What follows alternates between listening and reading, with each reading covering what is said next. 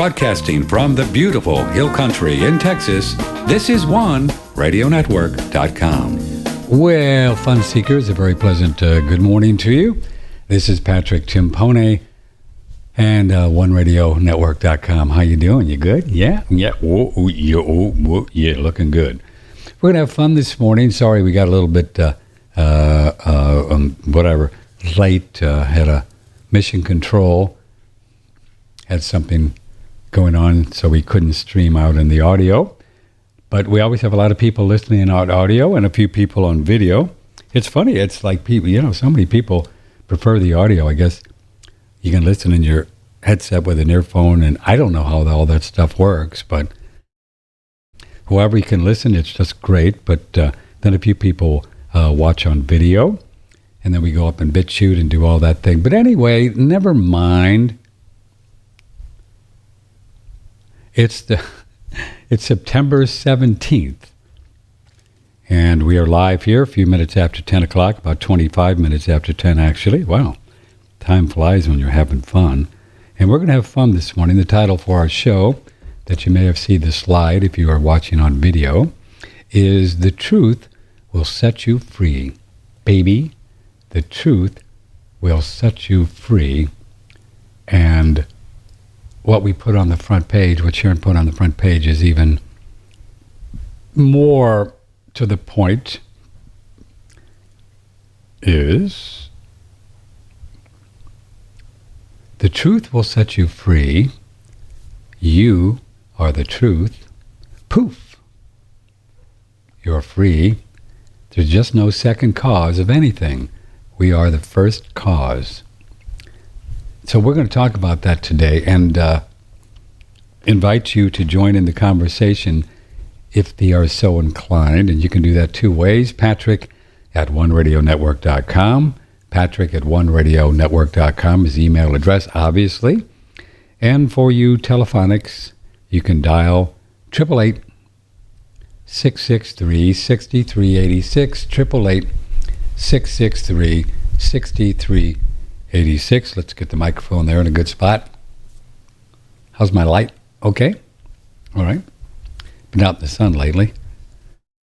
I love the sun. I love the sun even more after talking with Santos Bonacci, who we've been streaming. Folks really like his stuff, and I'm going to go in this weekend and get that clip and play it and help us to promote our hydrogen machine, because he said the sun is just one big ball of hydrogen. Think about that. It's not really a solid thing, but I guess the sunspots and all that are still real, because they can see them with these lenses. The sunspot guys, they can see them, and the sunspots do have a lot of influence on the weather. This is what the Old Farmer's Almanac has used to predict the weather since the beginning of, I think, back into the 1800s, and they're pretty accurate. And that's why they're accurate. They use sunspots. And sunspots are just different energetic things, as I understand, of the hydrogen and the gas and the heat coming out, and that affects all kinds of things. And think about this, ladies and gentlemen of the jury.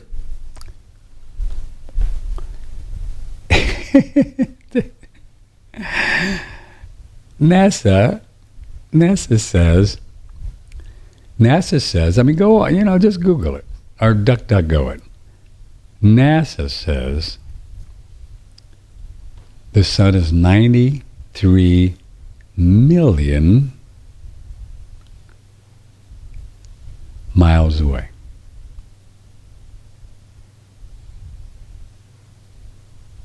93 million miles away. And they say it's so big, that the reason you can have a total eclipse of the sun, and they're exactly opposite, and they fit, right? You've seen it. Well, you've seen it in the movies or whatever. And the sun is so far away that here, they just make it up. Do you think you could really have a photograph or some kind of a way to look at the sunspots if it were 93 million miles away?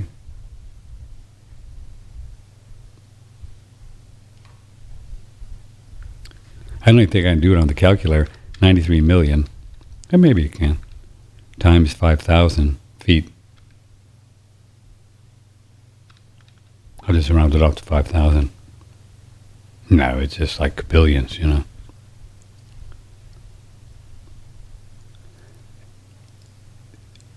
What's so interesting about this whole idea of an unmovable, firm earth that we've been looking at for the last, how long has it been? I don't even know. You know me, I don't do time, so I could probably look back in the shows. Sometimes I look back in the shows and see when we talked about something, so I know how long it's been, because it doesn't even matter. But anyway, let's do it for fun. So I got my calculator, my big calculator, 93 million. Whoops, I got too many zeros there. So 93,000,000, right? 93, yeah, times 5,280 feet equals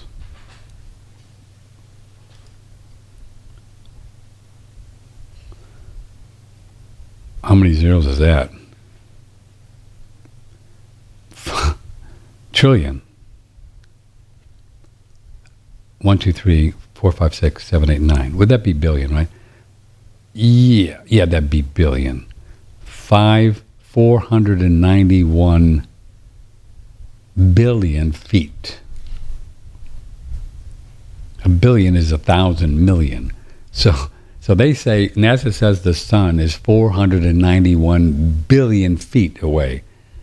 And do you really think any kind of a thing from here on Earth could look and see the sunspots? Well, they can. I mean, they do. Some of the weather places do, right?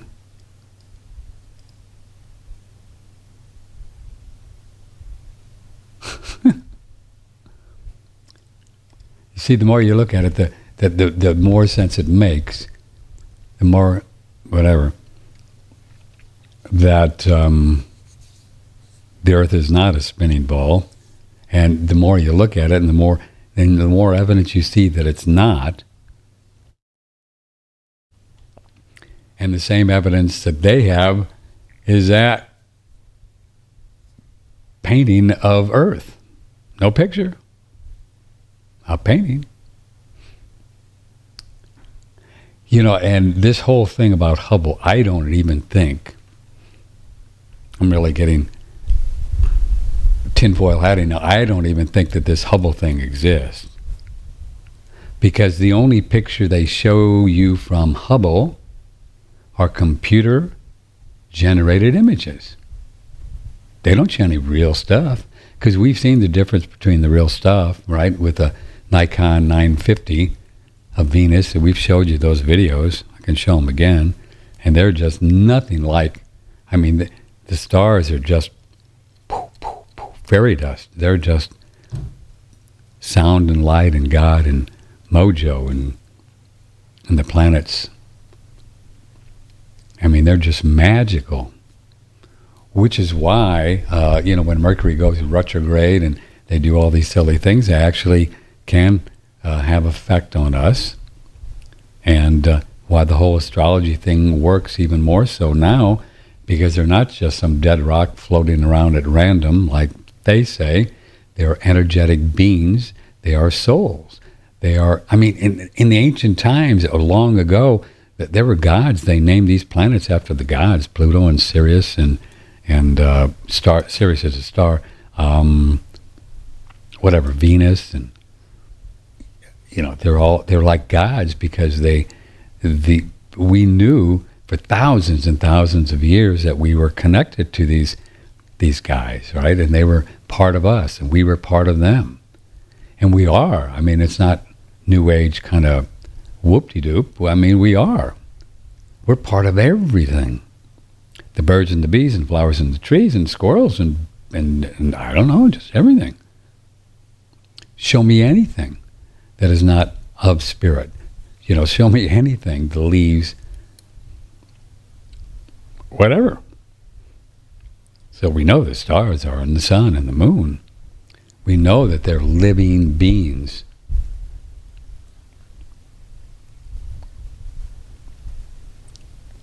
No wonder people go crackers when we get a full. My mom used to say that when she was at the hospital, and with 7 kids, there was probably a few times she was in the hospital around full moon time, and then the nurses would all talk about, it's going to be a full moon this weekend, we're going to be busy. A lot of babies come out at the full moon for some reason. So great, huh? I'm just so excited about being on planet Earth these days. I just don't, I tell you what, it's just so much fun digging into seeing what the truth is about life and who we are. And as you know, this is really all I think about, because that's the only thing for me that matters is who we are, why we are, and the other part that was missing before I start watching all the videos 6 days where we are. I mean, I never really, I didn't give it much thought, except over the years people would email me anything about flat Earth, and I'd say, well, I don't think about it. I mean, I just didn't give it any juice at all. Like, I just poo-pooed it like most people are doing it now, and just what I did, because I don't know. I thought it was wrong. I just figured. I mean, I actually, in the past, had said something like, I'm so many revolutions around the sun, like Adam and I used to talk about. Now, there's no way I'll say that again, because I'm not. It just ain't. It just isn't so. What are you going to do? What are you going to do, Mr. Blue? Somebody just sent me, I'll get this up during the show. Somebody sent me an interview with Buzz Aldrin on Conan, where he actually says they didn't go to the moon. Yeah, well, we know they didn't go, which is really important, not just because they lied to us, but because in my research, after Admiral Byrd went down to the Arctic Ocean to look around, he was a real deal, and he was on a TV show in the 1950s, and we've that video is part of the Lost History and What Really Happened videos that we'll send you if you email Patrick at oneradionetwork.com. Anyway,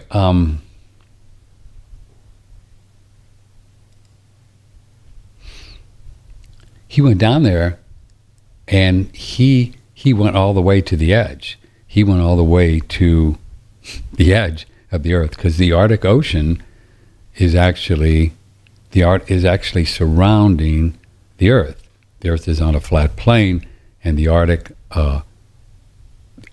South Antarctica is not the North Pole. South Pole is surrounding this plane, and it goes up about 300 feet at first, and then it goes up 2 miles, according to Byrd. And then after that, he thought about 300 miles of just ice. And so you have to imagine, this is not just one spot. This is completely circling this flat plane we live on. And he said that there was probably, and they did some tests and stuff, all the natural resources that Earth, as he would ever need forever. Coal and oil and uranium and rare earth minerals and just everything. It was just there. And then he suspected, and he was assuming, with everything his geological stuff he looked at, that there was just a whole lot of stuff on the other side of this 300-mile thing of ice. Could go on forever. We don't know how big the Earth is.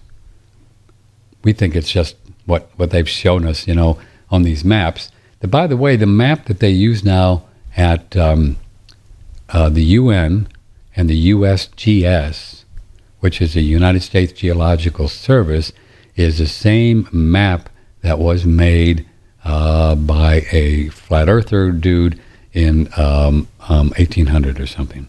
That's the map they use. Check it out. The USGS.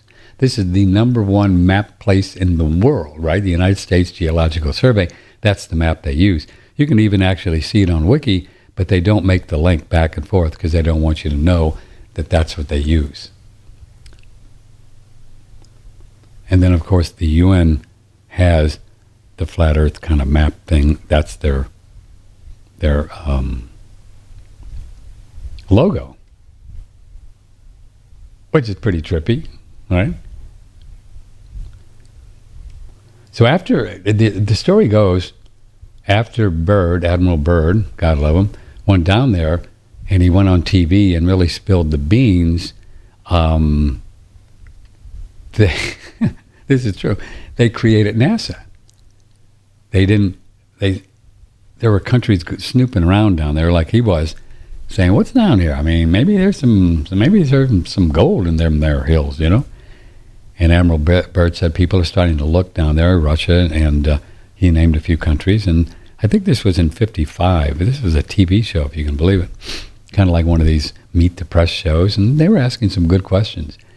And he was very, very forthcoming. I mean, he was a military guy. They made him an admiral after he did all this. So they invented NASA then. That's when it was created. And NASA was created, so the story goes, by globalists, Freemason kind of Illuminati types, because they didn't want folks to know about the way the Earth was, and that evidently a lot of them are just figuring it out as well. And they wanted to protect the stuff that Byrd found for themselves. All the resources and all of that stuff. Which makes perfect sense. And how it ties in today. I mean, if you had all the rare earth minerals in the world, or in the world, I don't know what that term means anymore. If you had all the rare earth minerals that you would need forever, and that's what these things that go into batteries and cell phones and hybrid cars and solar, the rare earth minerals. That's what Afghanistan, in my opinion, has been all about, are the rare earth minerals. And that's why Russia went in there 20 years ago and they kicked them out, and why eventually the United States just left, because you can't win when you're fighting people who live in the country and live up in the mountains, and they know where everything is, and you just can't beat them. And Russia couldn't beat them. There's a word for that. Richard Maybury uses in his books. There's a word for these kinds of people, not coming to me right now. But anyway, when you have people up there who know every nook and cranny of the country, you're not gonna defeat them. And they all have guns and stuff. You're just not going to do it. The only way you would do it is flatten the whole place with a nuke, and which I don't think they have nukes, but flatten the whole place, and then you wouldn't be able to get this stuff because it would be a total disaster, and you couldn't sell that to the American people. Oh, we flattened the whole country because we just wanted to kill everybody. You just can't sell that. So anyway, if everybody knew that all of these minerals were down there in the Arctic, then that would, that would make it more difficult to do these wars. You'd have to have, the whole military thing. Well, what are we going in there for? Man, it's crazy. Crazy amazing.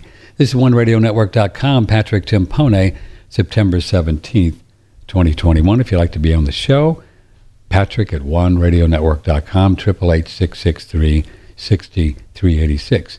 And then after NASA came in, right? After NASA came in and they started this organization, today they're getting nearly $30 billion a year.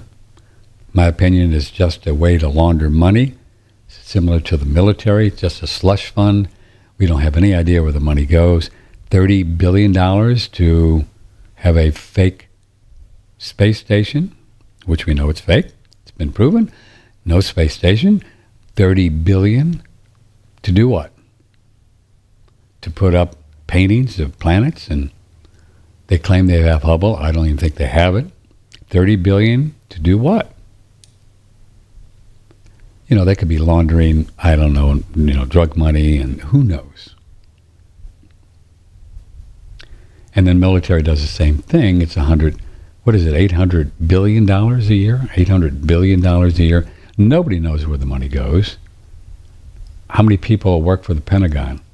Somebody wants a DuckDuckGo? I'd like to. Or just put somebody, would you like to search and send it to me? How many people work for the Department of Defense? I guess that would include the Pentagon, right? I don't know. What do they do? I mean, come on. You know how much money could be laundered and lost and stolen and hid there? The $100 toilet seats and, $20, $50 hammers and all that stuff. We've heard the stories over the years. And then the day before 9/11, Rumsfeld, he comes out, and you could probably find the video, saying that they've got $2 trillion that were given to the Defense Department that they can't account for. Check it out. You can find the video. $2 trillion. But then 9/11 happened the next day, and everybody forgot about it. You think he knew that 9/11 was going to happen by making this announcement? Because he got clean then, right? Oh, I told you guys. I don't know, man. I told you. I was looking for it. I just couldn't find it. These guys are good. So they create NASA to convince everybody that the world is round. Now, they started this long ago with globes and, the schools in the 1800s, everything. So these people were at it. But after Byrd went down there and kind of was going to uncover this whole thing, they had to kick up the game a little bit. So they had to create the moon landing so they could then create pictures of the round Earth. See, if you don't go out into space, which doesn't exist, then you can't have a picture of the Earth, this marble rising, the classic shot. It's all a painting. It's not a picture. You can't have it because you got to convince people that you went out into space. Now, you can't go on it in space because there's a firmament. Every culture in the world talks about it. There's a firmament that's about 100 miles. It's like a dome, and there's an actual glass ceiling, if you will. You like that term? A glass ceiling that you can't get out. Some say that the stars are attached to the firmament. Some are not. Some say that there's holes in the firmament and there's light coming in, but there's also water above the firmament. The Bible and other places talk about the water above and below. A lot of cool stuff going on that we don't quite know all the answers to. But it's not like we've been told. And without NASA, you wouldn't have these pictures made up, but you wouldn't have them. Which is why 99% of the people on the planet Earth, on Earth plane today, see, I don't even say the term planet plane, that the Earth plane today believe that we're spinning around and all that heliocentric nonsense, which is just nonsense. It just ain't so.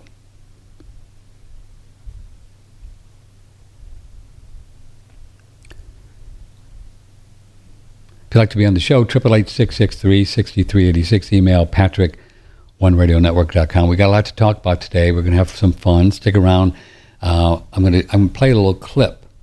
And, NASA, the whole essence of NASA, their whole credibility is tied into the alleged moon landing in 1969, June of 1969. We're going to show you a little video from Eric Dubé, one of the all-time flat earthers. He's probably one of the smartest guys out there on it, about the moon landing and why it didn't happen, why it couldn't have happened, and why the way they say it did. So we're gonna continue here.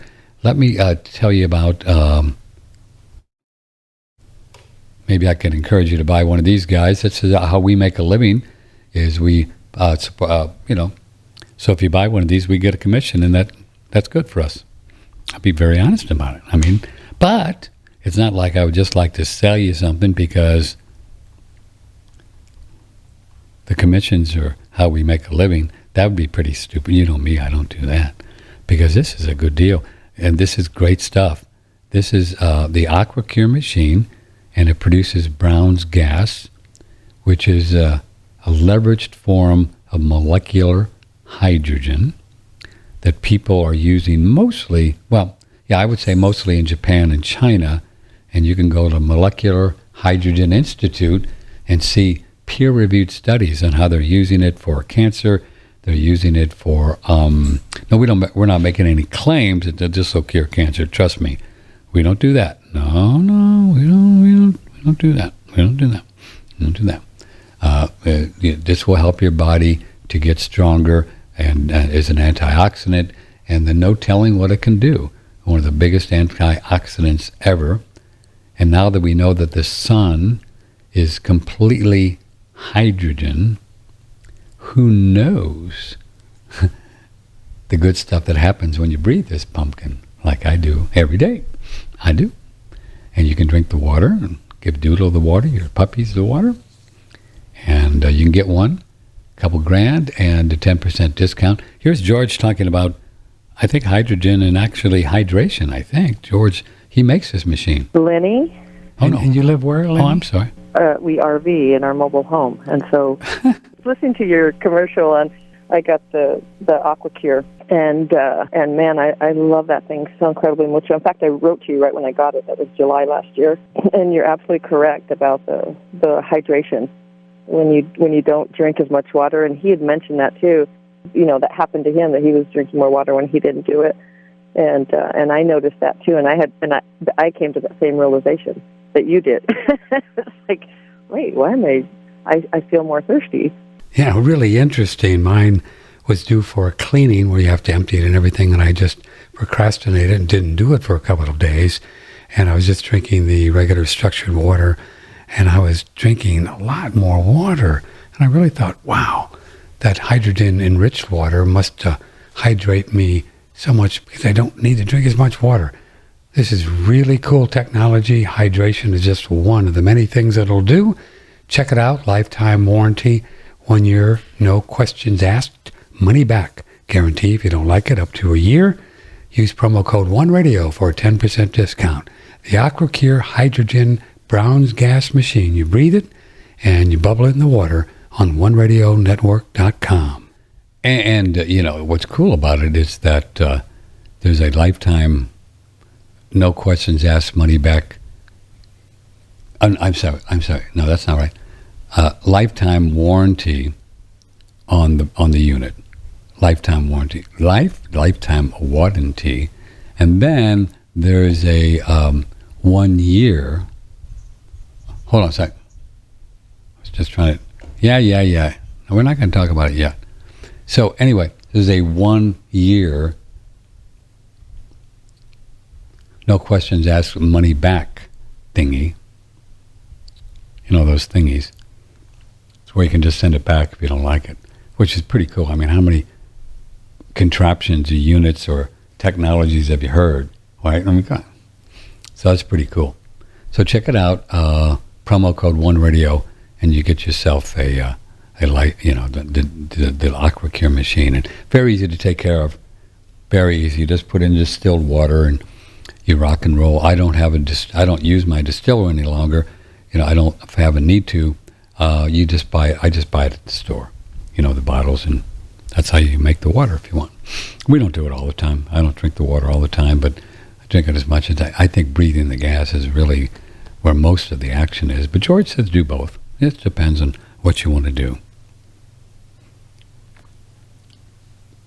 Have you ever tried our pine pollen, baby? Previously, with Daniel Vitalis, we were talking about, pine pollen. Pollen is essentially the equivalent of what an animal would have as sperm. Pollen is like the male part, the semen, and it fertilizes the ovum of the flower, which becomes eventually a fruit. And so if we were going to draw the equivalence, it would be like that the flower is like the female sex organ, and the pollen is like the male sexual ejaculate. Well, pine trees, which sort of just dominate so much of the landscape of North America and so much of the world, pine trees, they're semen. They dust the landscape in pollen.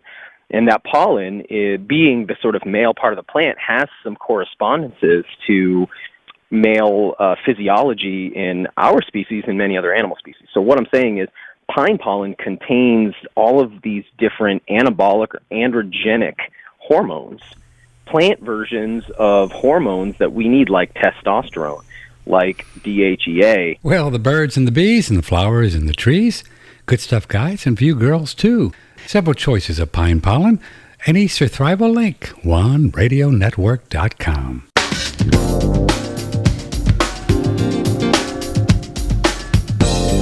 Know the source on One Radio Network. Good morning. It is the 17th of September, and we're live here. A few minutes before 11 o'clock, Patrick Timpone, OneRadioNetwork.com. OneRadioNetwork.com, 888-663-6386. Email Patrick at OneRadioNetwork.com. I want to do a little plug here for a friend of mine, and this may be something that you would enjoy or need or want or whatever the term is. There's a lady in Blanco, and she's really cool, kind of a great hippie gal, couple kids, and she sold sunflower sprouts at the farmer's market, and we got to know each other, and just really fun to talk to, and one of us kind of gals, and she sent me an email 3, 4, 5 days ago, and I talked to her, and her name is escaping me at the moment. I don't keep these things in my, but I'll find it. But anyway, Casey, Casey. And she's in Blanco, which is not far from here, and she has several puppies that she'd like to find some really cool people to take to have one? I think she's got a couple boys and a girl maybe left, and I think they're about 8 weeks old, and they're really beautiful and quite special because of her upbringing. They've been raw. Mom has been raw, all raw food and no vaccines, which is pretty cool. So if you've been interested in getting yourself a pup, I think one of these would be a great best friend for years to come. They're very loyal. They're Texas healers, and what's really interesting about them is they're other than loyal, they're quite comfortable with staying very close to you. They're not wanderers at all. So if you have a little bit of land or none or no fence, you could easily train them to stick around your house, because they just do that, because their whole mission in life is to get the cows and keep them together, keep them on the property. So they really are territorial, but very smart, very intelligent dogs. And I was real close to getting one to have another one with Doodle, really close. But it just is not the right time for me. Otherwise, I would get one. I have some really fun, interesting, very exciting things going on in my personal life that, for me, just to pick up another child is not the right time. So I'm passing on it. But I told her that I would mention to you. So if you live in Dallas and Houston, Louisiana, I'm anywhere really, even a day's drive to pick up a really wonderful, cute, lovely dog. I think she wants $300 for them, which is nothing these days. They're selling doodles for $1,500. Crazy. Anyway, but I think this would be a great dog, especially if you're on any kind of land or something. It'd be wonderful to have a dog that'll stick around the house, without fencing, as I train Doodle to do. But they'll do it. They're very good at that. I mean, I can't guarantee it, but that's what the people I talk to about it. And she says they're very, very intelligent. She takes all the puppies for walks, and they all stay right together, And so if it's something that you're interested in, just email me. Her name is Casey, and I will hook you up with her. Just email me, patrick@oneradionetwork.com. I mean, hey, you could, no matter where you live, if within a day's drive of Blanco, it's a great place to visit. You and your significant other, or you by yourself, could drive down and pick one up and take them home. And so it's not often you get a chance to get an unvaccinated, raw, kind of healthy, real healthy dog. In my opinion, and just in my opinion, a dog like this, a pup like this, if you don't vax them up and just give them meat, raw food, and you could do Dr. Broderick's cornucopia food. It's not raw, but it's all organic. You wouldn't even ever have to go anywhere near a vet unless they, broke a leg or something, which, because vets are all about fixing a bad diet. That's what it's about. That's all it's about. People are giving these dogs all this commercial food, and you don't even think about where it comes from, and it's just terrible, and they just get sick. Just no doubt about it, and they give them a lot of vaccines, and then you do that, and, well, spend a lot of money at the vet they get cancer, all kinds of stuff. It's terrible. But the vets don't know, they're just like MDs. They're in vet school, they're just taught to do vet stuff. That's what they're taught.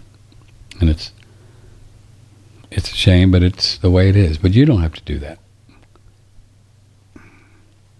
Nope, you don't have to do it. So her name is Casey, and these are Texas Healers. And I'm not sure how long, these pups are going to be available. I think she's got 3 left. So I don't know when you're watching this. I'm telling you here on September 17th, they could be, this thing is driving me crazy, man. I just...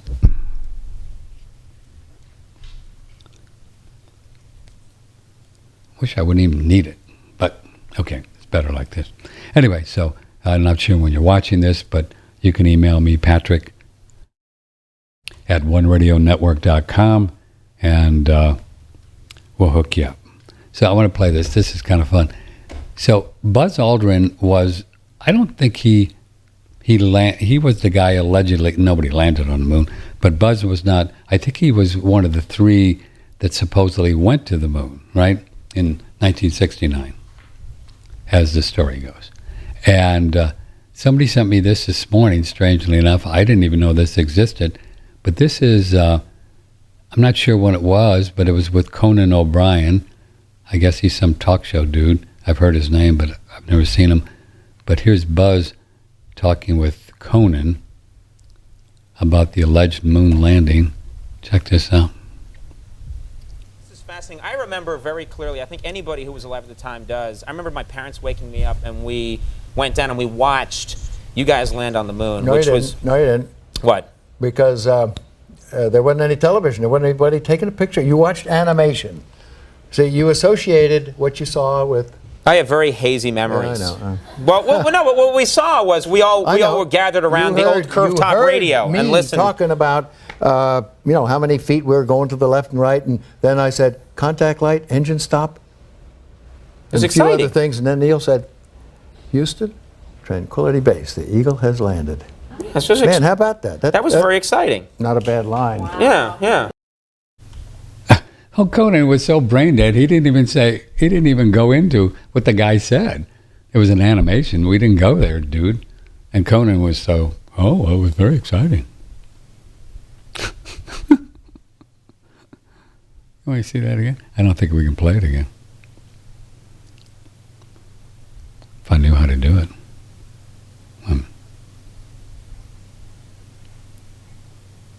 Oh, I don't.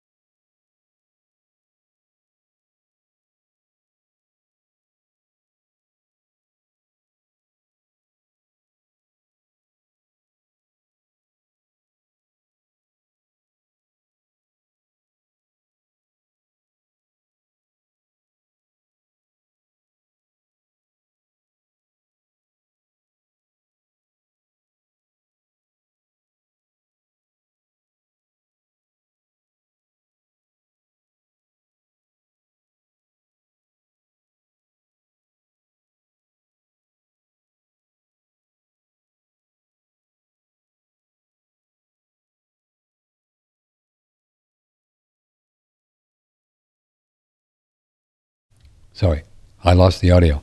I'm back. Thank you, Lynn. Whew. Yeah, when I do this, sometimes it switches off, so thanks for telling me.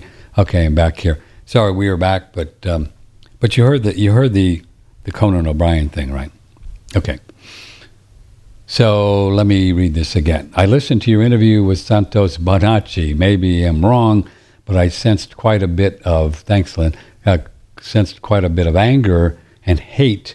I don't know about hate coming from him. I mean, he was a little feisty. I personally feel like the wisest people are those that are the most humble and those that admit they know nothing. Agree. It's just my humble opinion, but I didn't get this vibe from him in the Santos interview. I was actually hoping you might push back on him a bit more than you did to question that anger he was projecting. It's not my job to do that. I mean, flat earth and stuff is great in astrology, but it can become an attachment just like anything else. Well, I obviously he's really feisty, and he was talking to people that believed in the thing as being stupid, and he was really this is his whole life. This is what he does, and you have to remember, and you don't have to, that he's constantly being barraged with being censored and being, emails from the Flat Earth Society, which is controlled opposition, saying that he is crazy and stupid and, how can the Earth is not flat and all of this. And I guess you can build up a certain amount of attachment to your views, but, he just really believes that this is why he's here. I mean, I did question him quite a bit on the idea of why do you think it's our job to push back on these people? Like the Illuminati and the folks, the pedophiles and these people, because I question that, and he was very clear that he didn't think it was his job, but he believes it's important, as his allegory was that bad apples can spoil the whole bunch when they're hanging out, and all of that. It's not my way to be.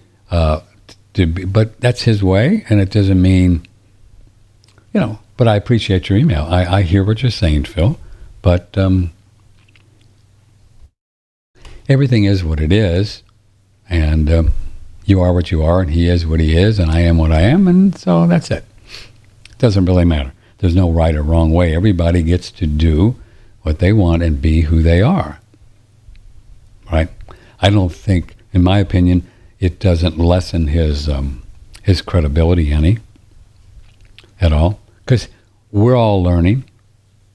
He may learn or get to the point someday that maybe I shouldn't be so feisty over people that don't get it, but some people do. But that's their path. And, there's quite a bit of talk in the different ancient texts about coming as warriors. There is. Even in the book that I read, one of my ancient texts, the Shariat Ki Sugmad, talking about coming as warriors and defending ourselves against the lower forces, the Kal Niranjan, that's the dude. There's plenty of, you can read in the Bible. So there's not a lot of, there's many arguments on many sides. It wasn't Jesus' path. He was a very peaceful kind of dude. But that was just him. And, it was just his way.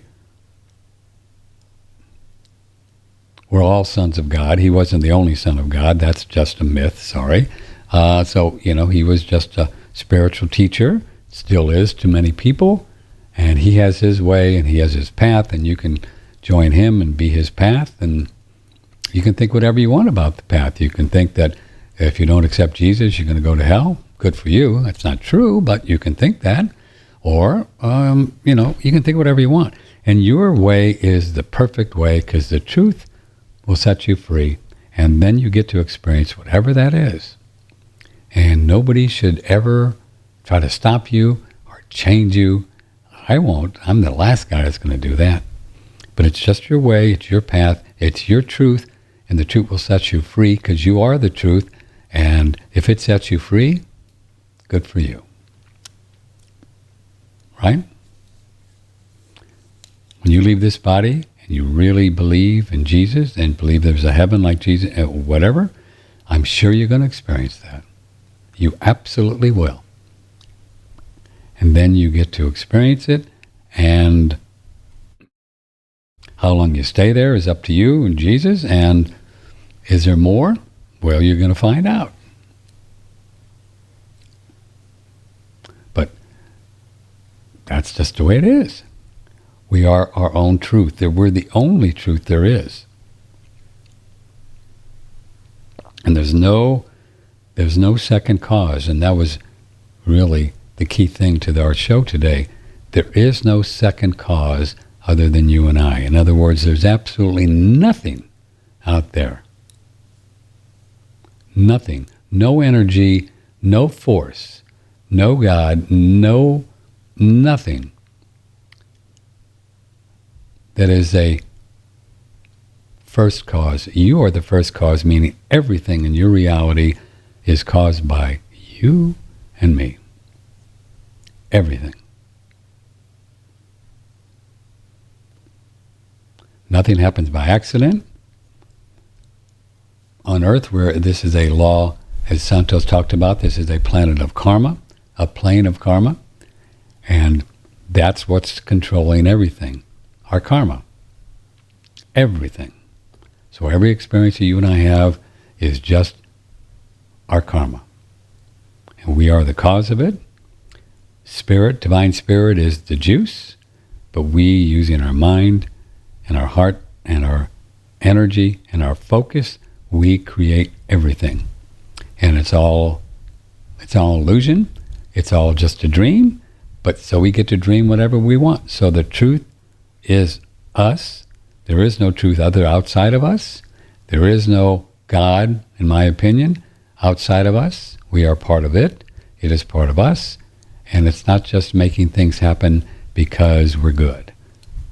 That, in my opinion, is the big lie. Or making things happen because we're bad.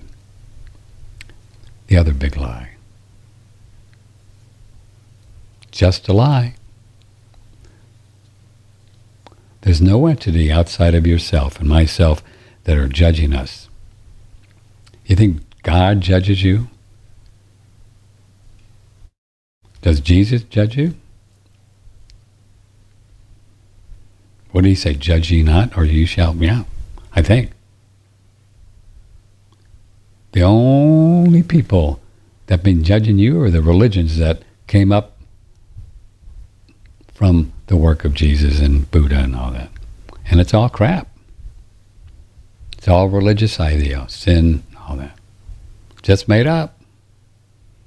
The only person that's going to give you a hard time for whatever you do, ladies and gentlemen of the jury, is you, nobody else. You could go out and machine gun somebody and land in jail, and guess what? Whatever God is still loves you. You got to deal with, shooting somebody, which we don't recommend, but God still loves you. Never stopped. Never stopped. Because God is love. That's what it is. It's just love. So it's going to say, well, George, you're really stupid for shooting somebody, so you got to be miserable. No. Sure, hanging in jail the rest of your life is not fun, but then don't shoot anybody, man.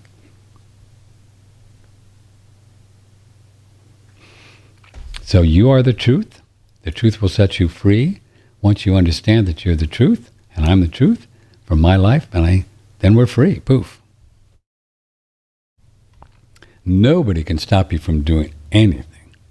Now, there are going to be forces that have, since the beginning of time, want to stop you from doing this and that, and now maybe try to get you vaxxed up and all that. But we have technologies, and there's things happening that, this thing is all falling apart. By the way, this is Patrick Timpone, and we're live here. If you'd like to join the show, 888-663-6386. Email patrick@oneradionetwork.com. Speaking of the vax thing, next Wednesday, we're going to have Charlie Sewell back on. Remember the fellow that did all the research using the documents that hundreds of you sent to me with the oath of office. He has a really well done, well thought out, one-page document for a religious exemption from these vaccines. And he's got Supreme Court cases, Declaration of Independence. He had a whole team working on this for 2 or 3 weeks. Every word is, he'll be on the show Wednesday. And then after that, we're going to go through each line by line so you understand it. It's only one page. And then we'll send it to you. So if anybody wants to mess around with your vaccinations, we think, you never know that this thing is going to stop them in their tracks. Because you start really proving that it is your religion, your right not to violate your religion, which is living, God, being free, the Declaration of Independence. That's your religion. That's what the founders said. Supreme Court have said twice, 2 or 3 times. They can't do it. And Tom Luongo said something that I thought was really good, and we're streaming his show. He suggested that if anybody wants to force you to take this vax, don't quit. Don't quit. You can give them a document, religious exemption, or whatever you want to do. Lots of ways to do it. We think this will be a good one to use, but you could use your own. And if they don't accept it, because once you give them something, it's just an offer. They offer you, well, you really need to get vaxxed or you can't stay in college, or you really need to get vaxxed, you can't work here at Boeing or whatever. That's an offer. You say, great, thanks. Here's my offer. Here's my offer back to you. My counter offer is I can't do that because of my religion and my relationship with God. And then it's up to them to say, well, we don't care about your offer. We're going to give you back the original offer. You just got to do it or you can't work here. And you can go back and say, well, check this out again. How many ever times you want to do it? And then they may come back and say, no, you're done because you just got to quit or get vaxxed. And then you're not say, well, I'm not going to quit. You got to fire me. That's important. Make them fire you. Make them dismiss you. That's their offer. And your next offer could be anything. You could sue them. You could get all your money back from every year you've been to college because they cut you off. Who knows? That'd be cool, right? You're a junior and you got to leave just because they don't want you to be here without being vaxxed, and you quit. Or they fire you? Take them to court and tell them you want all your money back, plus pain and suffering. You got to make them pay for this stuff if you want to do it. You can. You paid the money. Hey, you kicked me out. I didn't do anything wrong. So don't quit. Let them make them fire you. Plus, then if they fire you, then you could get unemployment and all kinds of stuff, and then take them to court if you want. Or you don't even really have to take them to court. You can get yourself a little attorney and put together a case and present the case, and they present a good case. They probably settle out of court for a few $100,000. Universities they're loaded. They got money. Universities are billions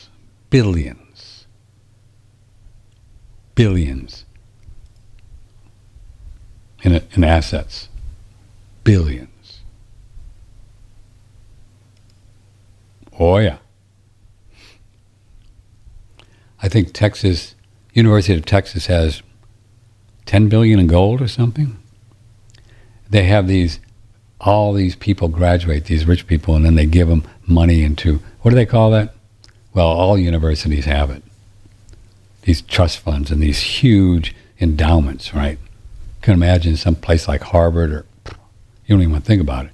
They are loaded. And now since the gov, the one we love, gives these college loans to anybody with a pulse, colleges keep raising tuition because the kids will pay it because they're getting a loan. So they keep raising the price, the tuition, for the same nonsense they teach kids. It's terrible what's going on. And it's going to crash. It's going to all crash. You watch in the next few years. It's going to come down. Kids are going to start seeing that they can't do anything when they come out of school except go to work at Starbucks or find a place where they don't know how to do anything.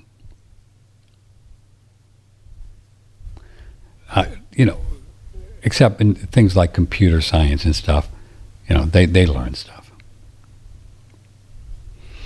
Maybe you get an MBA, would help you get in some places, but it doesn't mean you know anything, but you could use the MBA or business to, learn how to do debits and credits, but you can learn that with one book.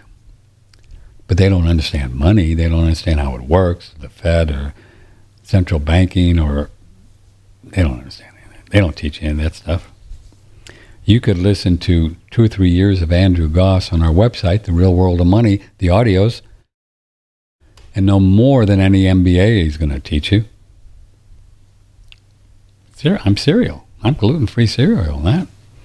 Right on OneRadioNetwork.com, look in our archives, The Real World of Money. There are 12 years of shows. Start early and just keep listening. Take notes, understand how the whole money system works. You could probably take an online MBA. I don't know what they teach in MBA. Anyway, okay, let's go back to this because this is so cool. If you'd like to be here and be square and be on, let me make sure that the 800 numbers is working. I always need to check because out here in the country, we just never know. I mean, they just, they're so silly. They're just silly guys, They're just silly. But we like our phone company, right? We love it. I don't want to speak badly about them. 888.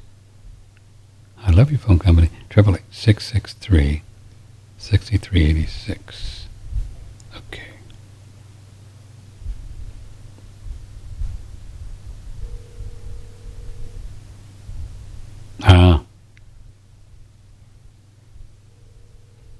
It's not working. Okay. Let me reboot it. Okay, I'll tell you what. I'm going to play this, and then I'll reboot. Oh, I see it, Anyway, so this is cool. The NASA, again, is the belly of the beast, right? If NASA falls apart, if they've been lying, then the whole thing is just a lie. I mean, it's got to be. So their whole thing in life is they landed on the moon they didn't, but 1969, right? That's it. That was their big deal. So they could get pictures, alleged pictures of Earth. That's why they did it. And to make-believe rockets. You can't, the rockets don't, you can't even get out of. Anyway, so just this little clip about the moon landing. This is from Eric Dubay, who's really one of the great flat earthers of all time. And this may give you a little bit more grist for the mill about NASA's credibility, if you want to believe them, right? Or maybe you don't. Here you go. Take a second to honestly observe the following picture and tell me what this looks like to you. If you said a bunch of cardboard, construction paper, curtain rods, gold tape, and foil, you would be correct. If instead you said the National Aeronautics and Space Administration's highest technological achievement, incapable of being reproduced today, the Apollo 11 lunar lander, then you would also be correct. Most unbiased viewers would assume your average high school art class could construct this contraption without much struggle. But official NASA spokesman and astronaut Don Pettit assures us that actually, this 1969 technology is so advanced that even with their multi-billion-dollar yearly budget, they cannot for the life of them recreate it now. "I'd go back to the moon in a nanosecond," Don informs us. "But NASA destroyed that technology, and it's a painful process to build it back again." Firstly, why on earth would NASA destroy the original Apollo lunar landers? The historic first crafts that landed men on the moon? The supposed most incredible achievements of mankind? And they irreparably destroyed them so that they could not be replicated even after 50 years? Could it be because they didn't want future generations able to visit museums and see these laughable 1960s attempts at high-tech looking space vehicles? And what other 1960s technology is so advanced and expensive that it cannot be recreated easily and far better now than way back then? Let's take a closer look at this 1960s spaceship and see what else we can notice. For example, look at the paneling here on the side of the craft. If someone sheetrocked your house looking like this, you would be entitled to a full refund. Yet, with supposedly the best engineers and scientists in the world on the job, this is the kind of craftsmanship NASA provides? Look at the flimsy, haphazard, and careless construction materials and methods used. Look at the buckling, warping, and indentations showing how thin the paneling is. What is this thing? A Twinkie? No, I'm sure it's some super important and necessary high-tech device. Here there are press stubs, and here also has press stubs. But here, and here, they must have run out, so they used gold foil instead. And then over here, they must have run out of gold foil because they didn't bother with either. Look over here at the evenly spaced lines of gold foil going down the legs, until you get to this point where there is 3 lines right close together. It must be important because it's the connection point to the other crossbars, right? Let's look at another leg. Oh, no. On this one, they are all evenly spaced the whole way down. No 3 lines near the crossbar. Apollo 11 mission controller Harold Loden was quoted saying, "The skin on the crew cabin was very thin, and that was all done because of weight saving.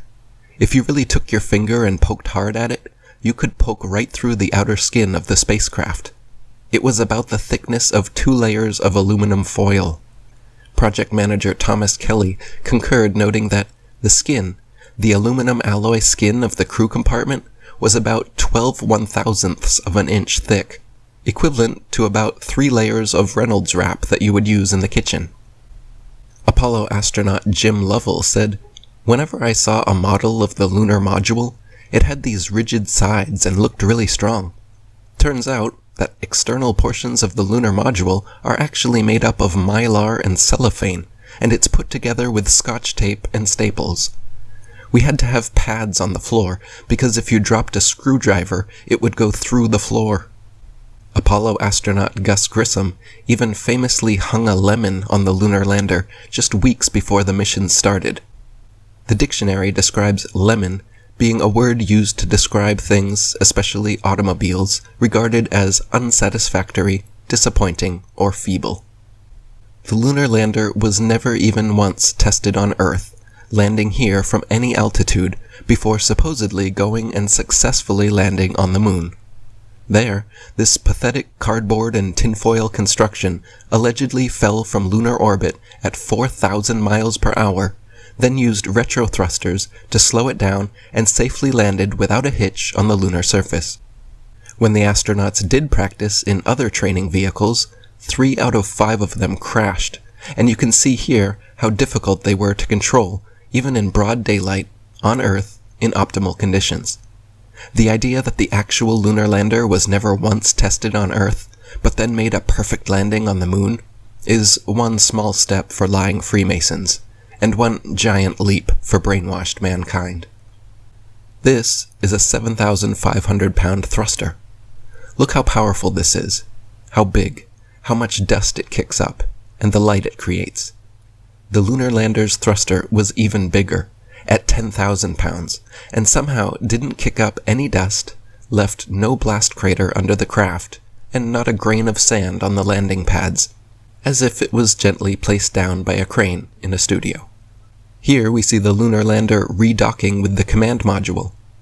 This is clearly fake and made with props, models, and footage similar to the Hollywood creations of the day, such as Stanley Kubrick's 2001 Space Odyssey, created in 1968, the year before the first supposed moon landing. Look at the jerky, unrealistic motions and lack of thrusters being used. The craft is just being turned like a Rubik's Cube somehow, all of this supposedly happening as they both orbit the moon at 4,000 miles per hour. Since many people can't believe this is genuine footage, let me assure you, this is actual, official NASA footage of the Apollo 11 redocking. And this is just the tip of the iceberg when it comes to moon landing hoax evidence. If you still believe man has actually walked on the moon, and rovers are rolling around on Mars, please do me, yourself, and the rest of humanity a favor, and watch my following presentation, link in the description box, The NASA Moon and Mars Landing Hoaxes. That's he's great. It's Eric Dubay.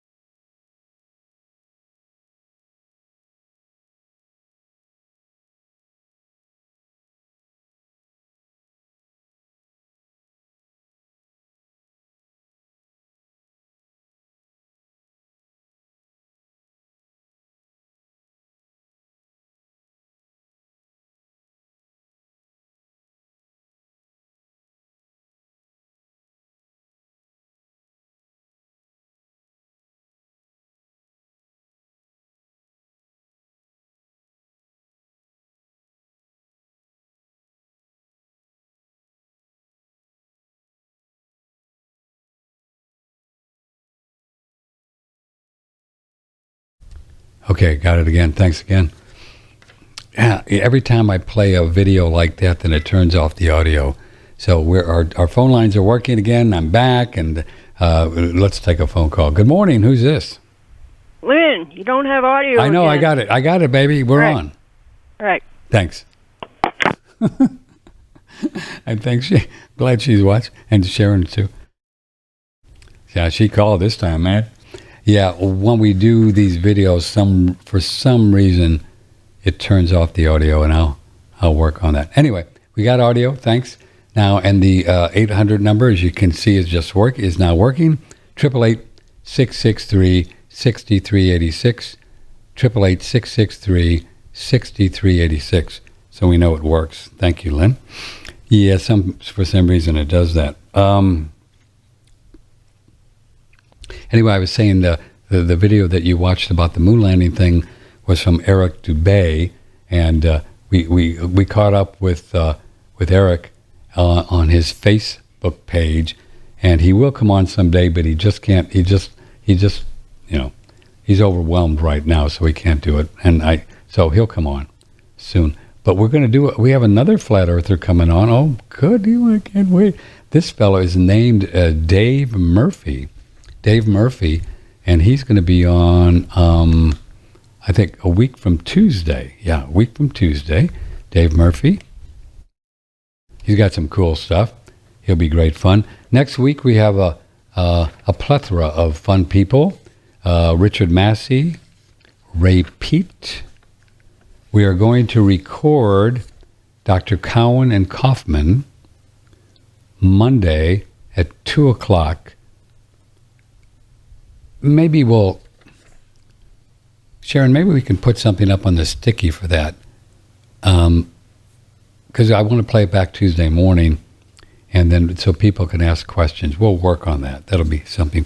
But if you have a question for Dr. Kaufman and Cowan, Show Me the Virus guys, they're going to be back on, but we couldn't get them on Tuesday live, so we're going to record it on Monday afternoon.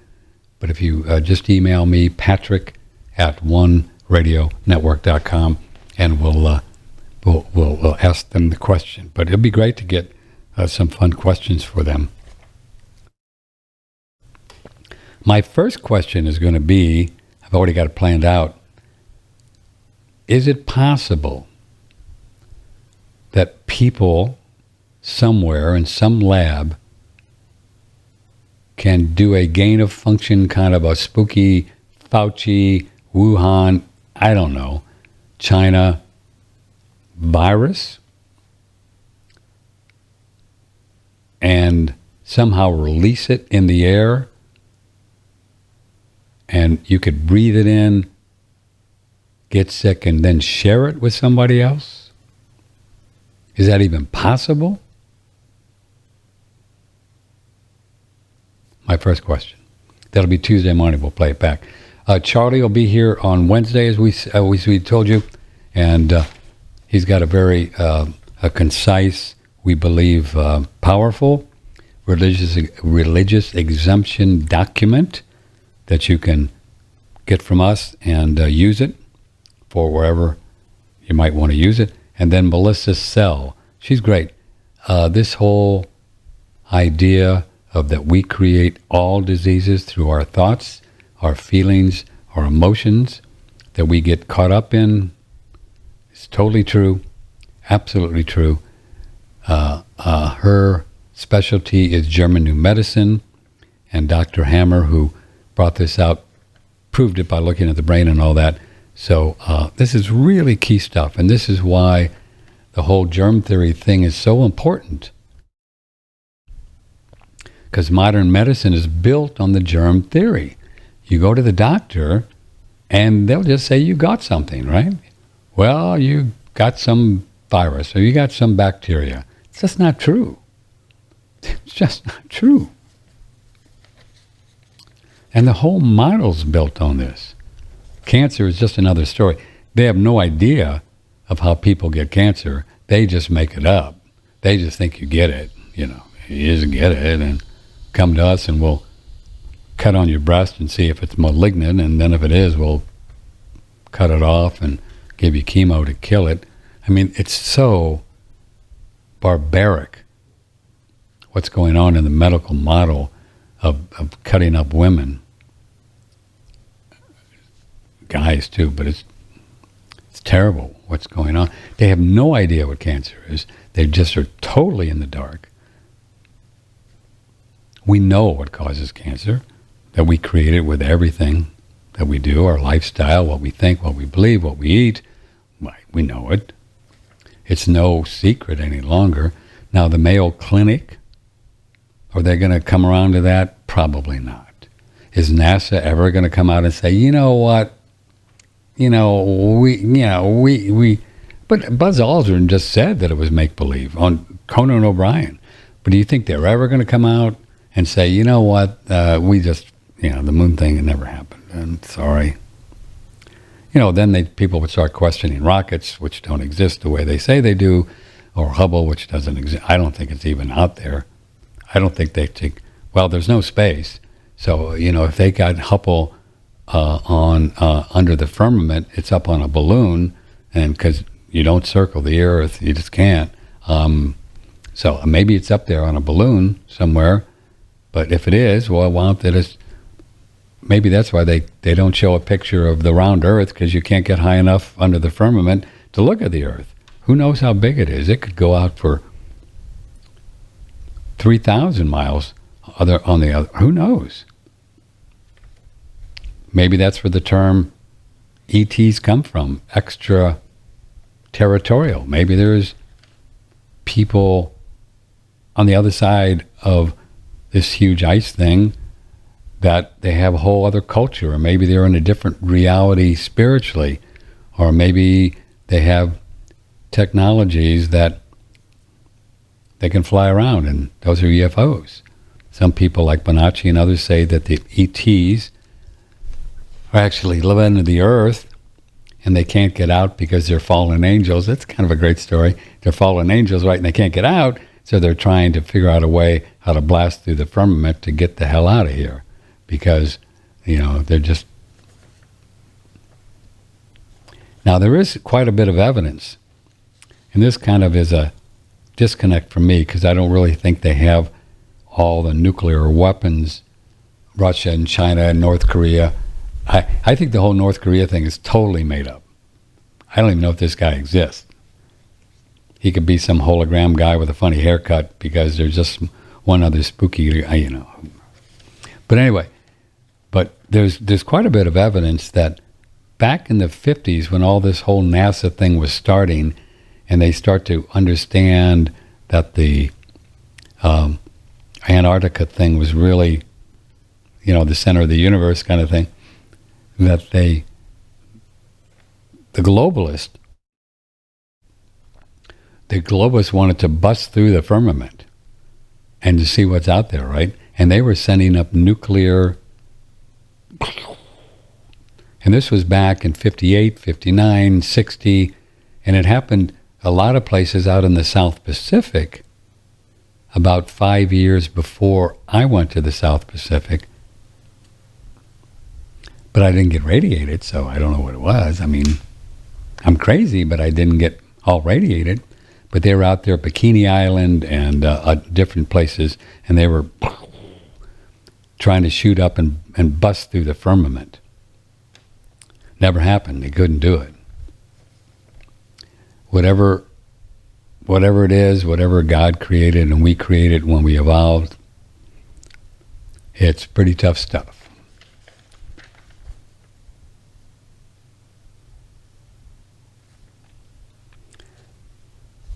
So the whole idea, this is so much fun too, the whole idea of satellites is a big scam as well. David Wolf talked about it yesterday. We ran a video with David talking to a fellow, and we'll run it more this weekend, and they're all talking about this, and David's totally into it. He's done research, and according to David, pretty smart guy, that NASA is the number one purchaser of helium anywhere. And they're the number one purchaser of the material of these balloons that have like a 10-year shelf life. So this is what satellites are. They're huge balloons, and there's a picture of NASA launching them, and David said they do about 5 a day. They're huge balloons, and they fill them with helium, and they put stuff on there, whatever they want, GPS stuff, or whatever they do, and they go up in there. And they go up a long way, and I guess if they have lights on them, you can see them up there, and they just float around, and they do what they do. So this is what Elon Musk is going to do. He's a total globalist lizard, and he's not telling you that he's not shooting any rockets up, but he is going to be launching and still is launching like 20 satellites, but they're just balloons. And they go up so far, you know. But what people don't understand too, according to David, is that all these things that people think they're coming from satellites, they're not really. All of the cell phone stuff is coming from towers. I mean, if they were coming from satellites, when you get up on a mountain or somewhere, why would you lose connection with them? You'd be closer to the satellite, right? No, you get out of whack with the cell phone towers. So these things are all communicating with each other, and they got the whole thing figured out through the towers. That's why I have these towers every place, anywhere you look. Most of the internet is done through underlying cables and stuff like that, not through satellites. But Elon Musk is going to have a satellite company. I think it's called, I signed up for it. You can look, it's Earth something. And they're going to have some really good, he's going to have some really good satellite internet connections, high speed for about $100 a month. And it's smart. He's a smart guy. And he's going to, he'll just blanket the world with these things. But they're not satellites, they're just balloons. They just put balloons up. But since Elon is a globalist, he's not going to tell you that. Oh, no, we're shooting rockets up. NASA's never shot a rocket up the way they claim. You can't, because you can't get out of here. There's no space like they claim, where your weightlessness and all. It's all nonsense. It's just all made up. Isn't that amazing how much stuff is just kind of like made up?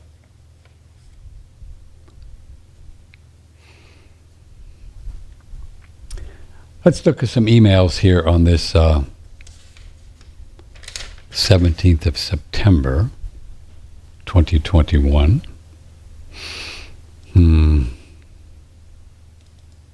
Oh, this is the fellow that sent that. Let me see. I wish typing was so small. Yeah.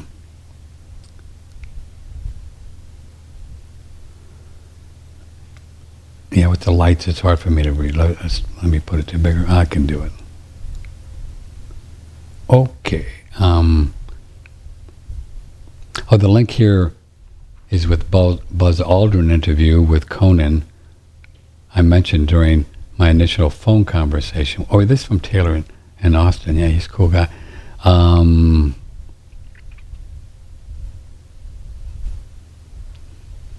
Okay, we played that. All right.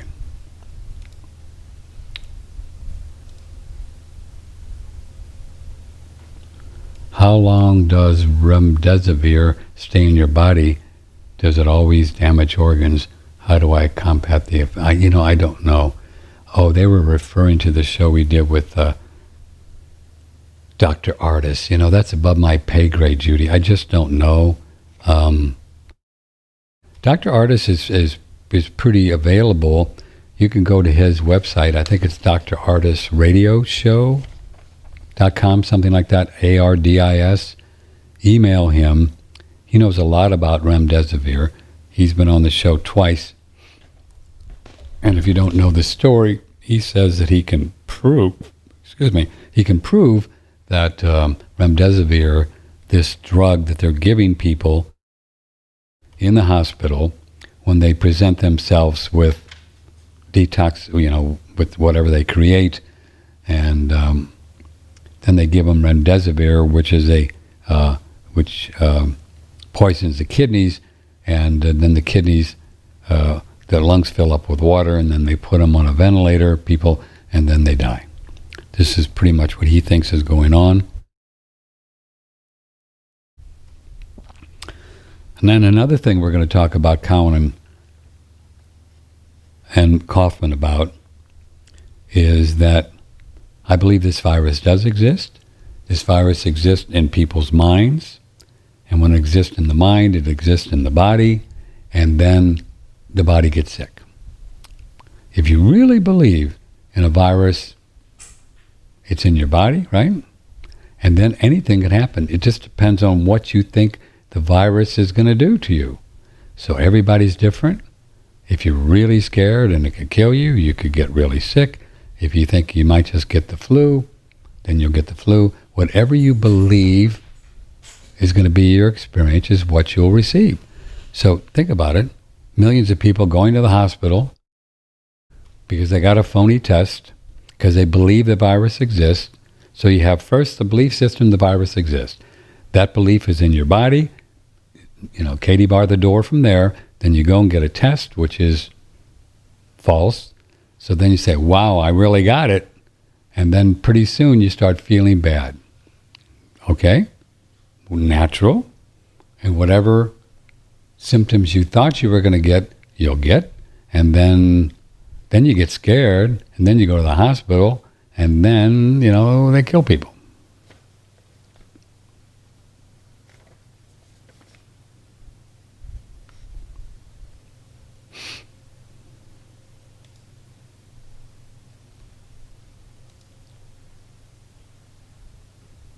Hey, Patrick, is there a way to watch the archive shows? Oh, yeah, we were just talking about it. SoundCloud only allows audio, right? Yeah, you go to BitChute. Is there a way to see a list of the links to the videos you feature and change out for viewing pleasure? Not really, but if you look at our archive shows audio on the front page and also under the archive shows by date, you can see all the shows we've done, and you can pretty much be sure that those shows are on BitChute, because we've been pretty good at getting them all up there. We don't have a lot of the older shows when we started doing video 4 or 5 months ago. It's just too much to get all those things up there. So we're just putting, as of the last 3 or 4 months, I guess we got them all up there. So that would be the list. So anything you see on the audio, the video is on BitChute. Now, when you do the BitChute thing, I recommend that you do 2 things. One is you subscribe, then you hit this little bell, and that will remind you every time you put a new one up. So generally every day I just float it up to BitChute and you rock and roll. We were doing something to the website, but it really got too messy and just didn't work just didn't work well. So we let that one go. We should probably take that whole thing, sharing off the front page. It's just probably causing more distraction than anything, right?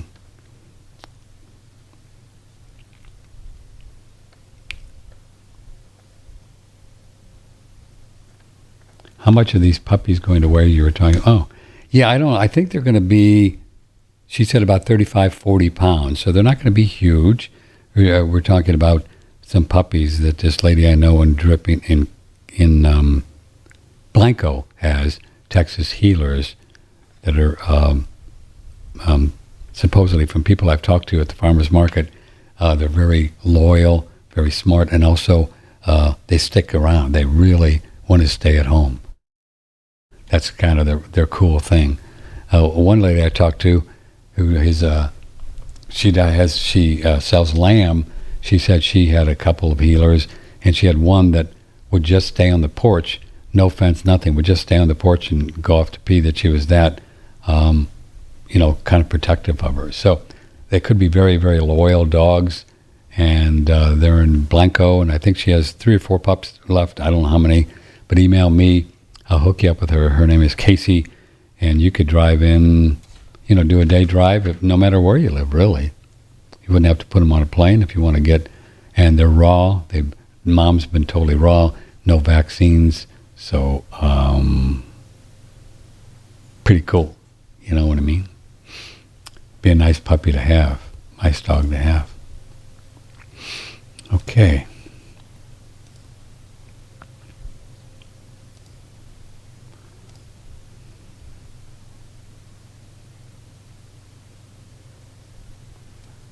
Okay, I am gonna make this larger because this is just too small.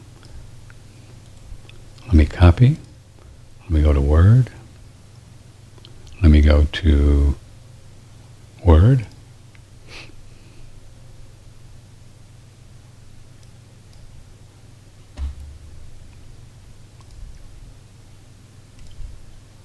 Where's Word? Show me the Word. Okay. Blank document. Paste. Paste options. Okay. Because this is a long one. Type is really small, and then with these lights, there's just no way I'd be reading these things. Okay. That was easy. Hi, Patrick. Hope all is well. Oh, this is from Portugal. Wow. I want to go to Portugal. Don't you just see what... Okay. Funny to write you because you don't know me, but you have been a fixture in my house, my ears, my life for the past 18 months, like a calming presence in a storm whenever I think I'm being thrashed and cannot take it anymore. Your voice, a particular turn of a phrase, the resonance in the way you piece words together from your heart, as if you're always saying to me, call us, hey man, oh, it's not that bad, enjoy the ride, I thank you for that. Well, see, I get these kind of things, and sometimes you wonder why you do this every day, and then somebody actually, is being touched by, these words that I throw out there that God just downloads. Because I don't know what I'm doing, folks. I'm as clueless as you are, trust me when I tell you. I just download, channel, just a channeler. I have a couple of comments regarding your recent talk and interviews on stationary Earth plane. I don't pretend to know the truth, and I'm no expert, but there's something funny in all this. Oh, okay. All right.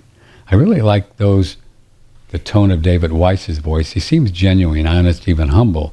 The Santos guy, I will leave him out of the discussion. He is clearly unbalanced in terms of his intellectual capacities, which appear to be prodigious, and his emotional well-being, which appears to not be prodigious. Anyway, two brief things. I wonder if you have some thoughts, or if you could ask David. Okay. David was talking about the non-stop flight that is now available from Santiago, Chile to Australia, and the theory that it is some kind of reinforced supersonic jet being flown by military-grade pilots. Okay, I know nothing of this. However, I did travel around the world one time, and I flew from Santiago to Easter Island, then Easter Island to Tahiti, then Tahiti to the Cook Islands, then the Cook Islands to Fiji, then to Fiji to New Zealand, which is essentially the same trip, but taken in pieces. And when I look at my itinerary, I'll add up all the hours of total flying, it corresponds more or less to what a non-stop flight would be. If you calculated a bit of extra for takeoffs and landing and slight deviations, I assume these were not military-grade supersonic jets. So how did I cover such a massive distance, according to stationary Earth map, in such a short time, if not on a supersonic jet? I have no idea, but it's pretty geeky stuff you're asking. And next time we have David on, we're going to ask him. But there's no doubt, I mean, if you really look at the whole pilot thing, I don't know this fellow's name, but it's really a trip. They do not. They just don't. They don't admit they just go across, It just doesn't work the way they got it laid out. They've had I think David said they had about 10 or 12 documented cases where, they were claiming they were making this around the globe, and somebody had an emergency, and they got to the nearest airport, and they ended up way anywhere close to the globe model, but just exactly where it would be on a flat model. They just set down. So they kind of proved it that way. Okay. Doodle. Hello, Doodle. Doodle. What you doing?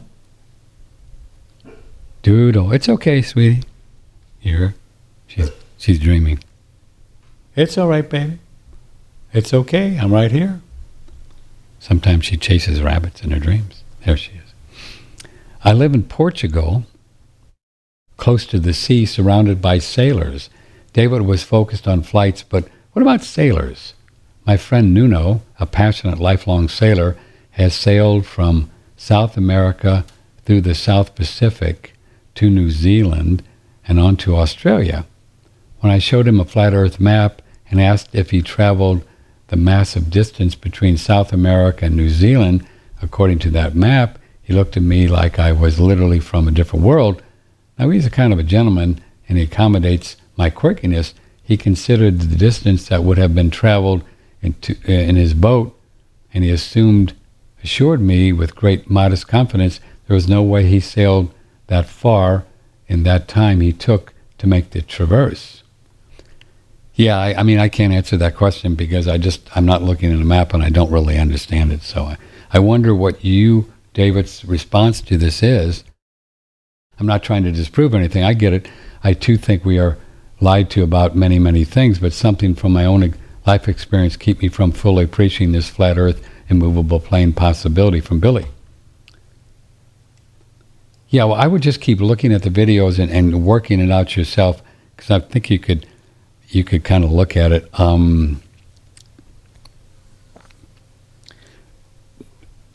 Know that pilots and seafarers, they go by a flat Earth kind of thing. They do not navigate using any curvature of the Earth, because there is none. So there's not any curvature in the Earth involved in the navigations. I guess Columbus, if it even happened, he just got in a boat and came over this way. It was a straight shot, right? So I don't know the answers to these questions because I'm just a novice here in the flat Earth world. But they're great questions, and I'm going to save these puppies.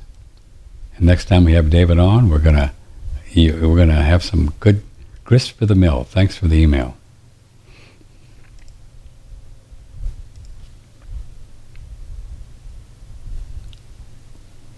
So your interview with Bonacci, can you give me the lost history documents? Yes, indeed. Boy, we keep sending out so many of those. Whoa, it's crazy.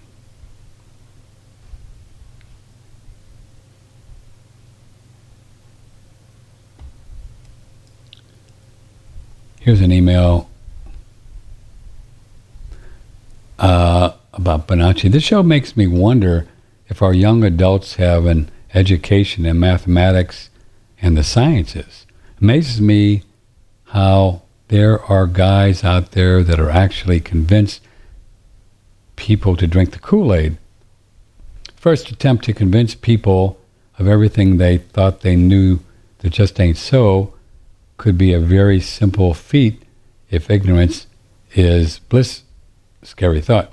Second, might convince people that the ancients, whose written information hopefully wasn't corrupted over the centuries and millennia, had better methods and technologies that we do today of measuring and determining what our solar system, galaxy, and universe is made of.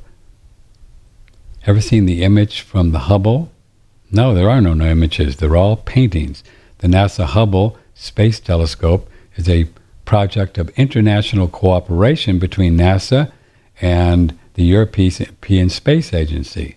Amazing far off white dots that then finally were able to be focused turn out to be entire galaxies, not single stars. They're all paintings. They're all GCI. They're not pictures.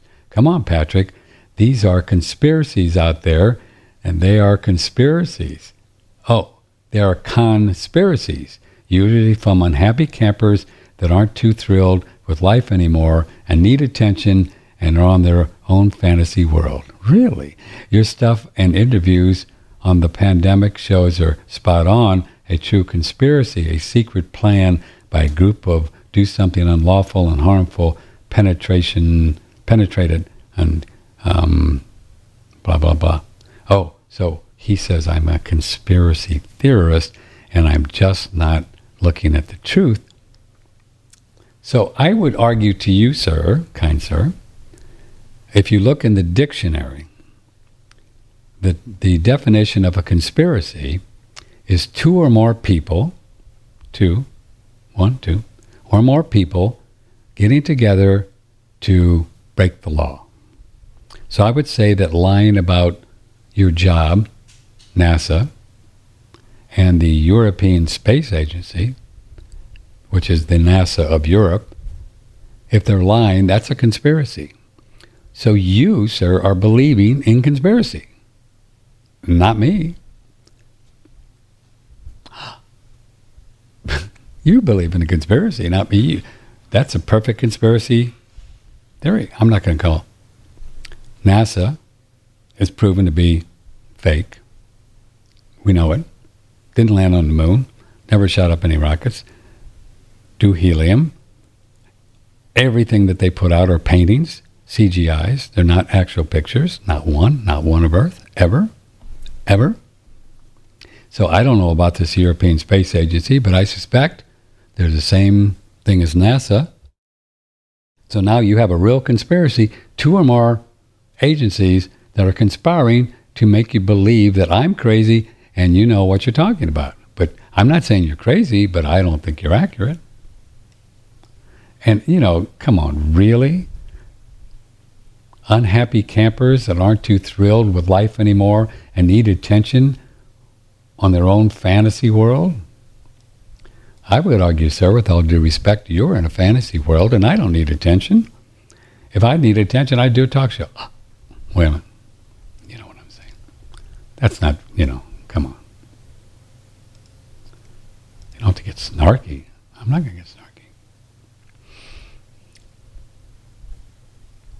Oh, this same guy again, another one. When the 4 civilians get back from 3 Earth orbits, let's interview them and ask if they found an edge and looked underneath, or did they actually circle a sphere 3 times? Take care, Patrick. This guy. They didn't orbit anything. They didn't go to the moon. I don't know how, why don't get that? They didn't go to the moon. They don't orbit anything. They've never orbited anything. You can't orbit the Earth. It's not spinning around. It's not out in space. I don't know what to tell you. Let's see, I recently discovered your show. Greatly enjoyed. I found it when you were, covering the lost history. I was able to find the first one, which was a 5 hours long and fantastic. I can't find the 8-hour one. Would you send me that? That's from Nancy. Yeah, I'll send you that one. Okay.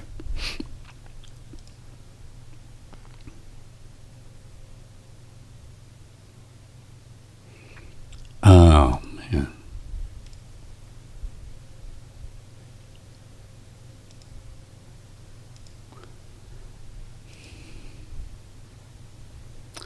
Hi, Patrick. Prices are skyrocketing even more, I see, in Dripping Springs. Where else in Texas do you suggest? Conroe. Cheaper prices close to Houston, where all the hurricanes, but Green? Where else do you suggest might be Texas?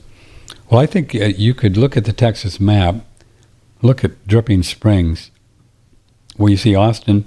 West of Austin is Dripping Springs, and then you can just go west. I would just go west, young lady, to places like Fredericksburg, all in that area, just west. Some really nice land out there, way less expensive than Dripping Springs and other places. Or, you know what I mean? Just go west. Houston has some great Houston area, but if you look at the Houston map and go to the northeast, up towards Louisiana, up that way, east of Waco, and south of Dallas, but east, that area is really, really nice up there. A lot of lakes and streams, forest. That's probably the 2 best places. Now, you can go way out west, Texas, but you wouldn't be near a city, really. But, you could get all kinds of things out there, but there's not a lot of water out there because they haven't figured out that there's water in the ground, but they will. But you get around Houston and Dallas, it's just real, there's just more car, and even Austin, there's more cars than you want to even think about. So I would do that, that area.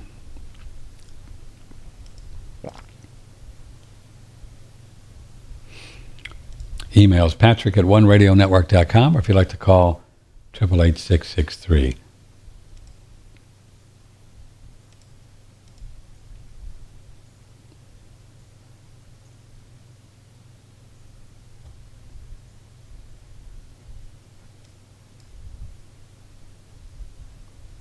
This is from Theodore.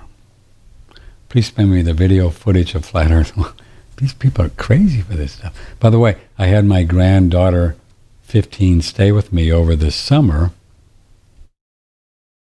Ask her to live by the 17 words, that Richard Mayberry and you talk about. Yeah. Do all you have agreed to do, and do not encroach on other persons or their property.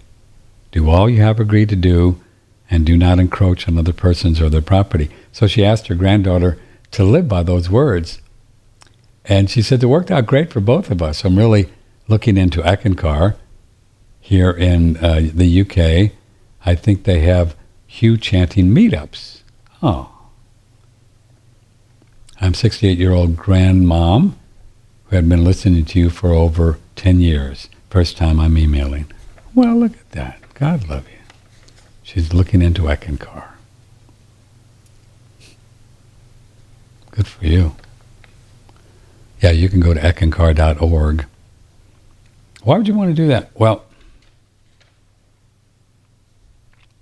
I think the path of Eckankar is the most efficient, effective shortcut, if there is such a thing, to God realization that you can find as far as support. I mean that with all sincerity. I study a lot of religions, Taoist and Buddhisms and Buddhist and all kinds of stuff, this lifetime and other lifetimes.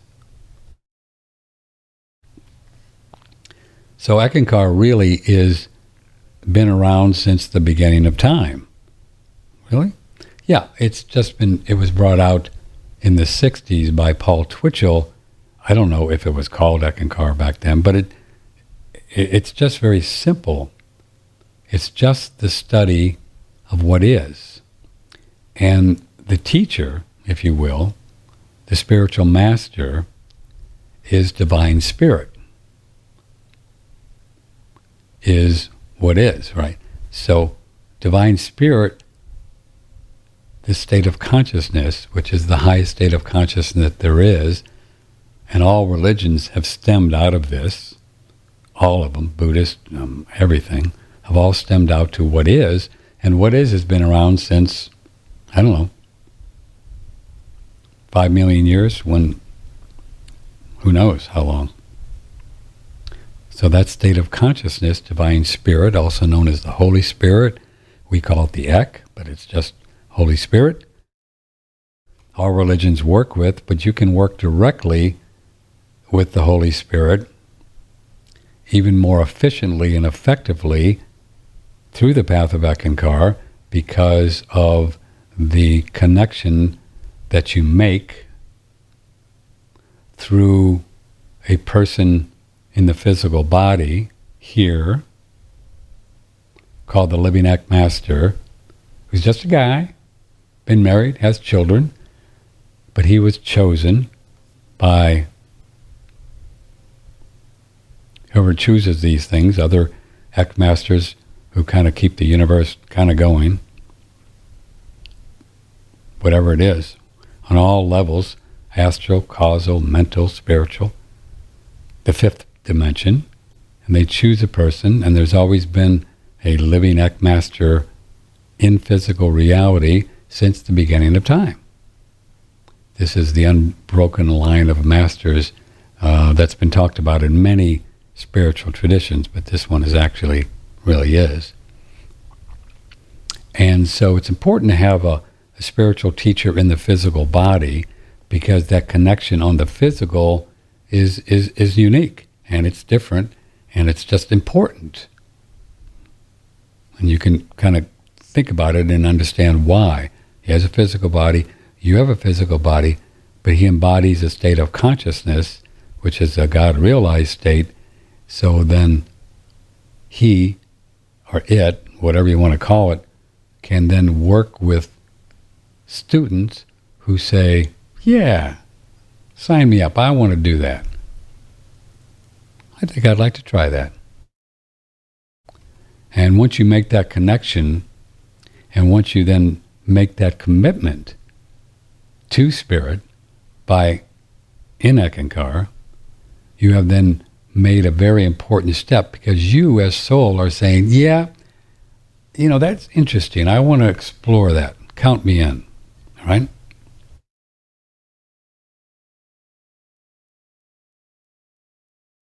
So why is that important?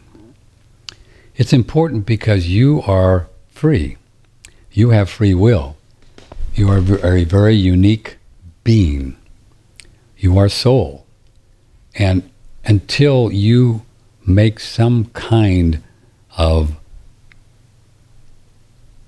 commitment to it,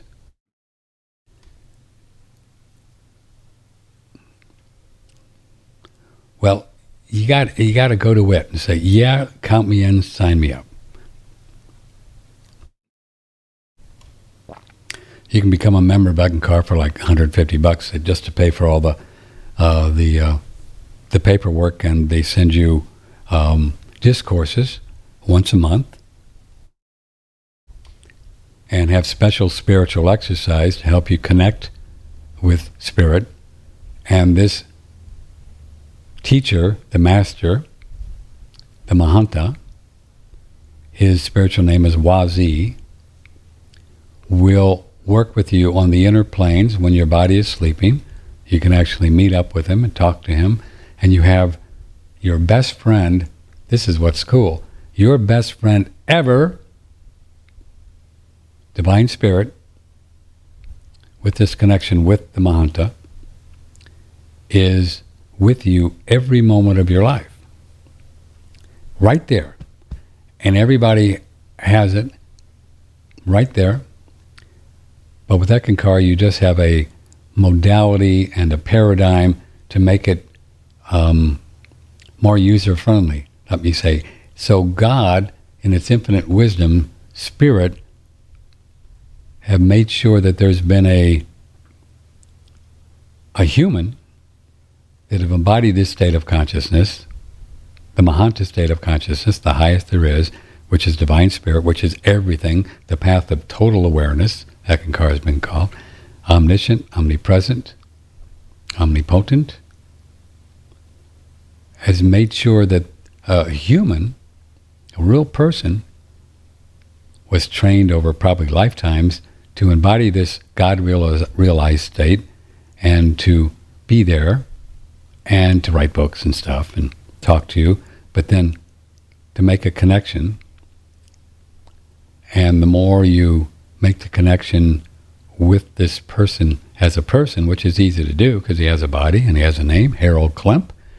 You can go to YouTube and watch some of his talks and see if who he is, the way he talks, the way he expresses himself, everything kind of vibrates with you. Just go there.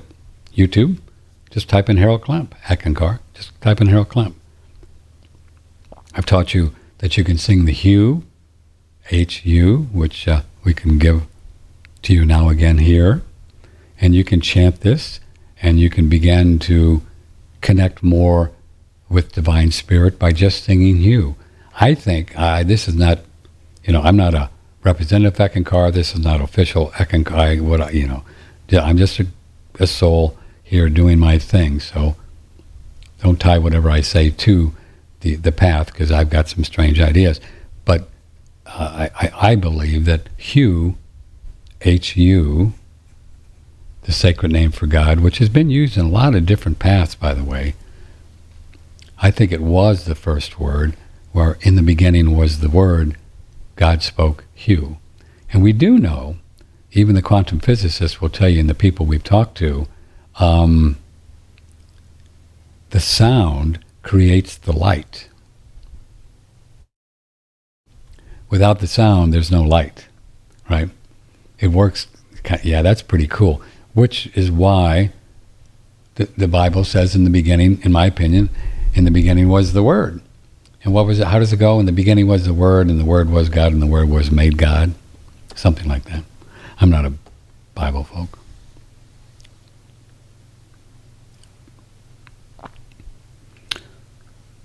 So you can get discourses once a month and read them, study them, and you'll have different spiritual exercises to do.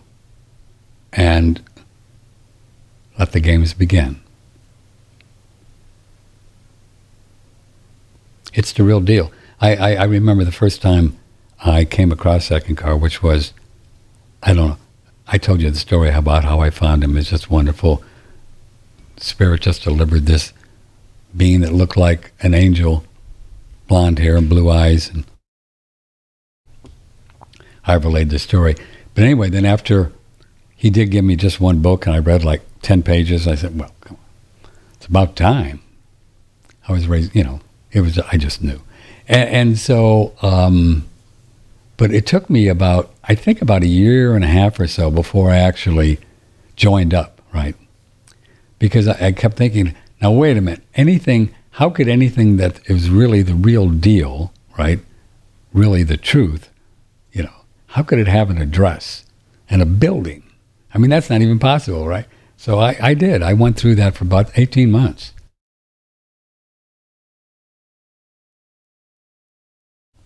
And I got over that, and then...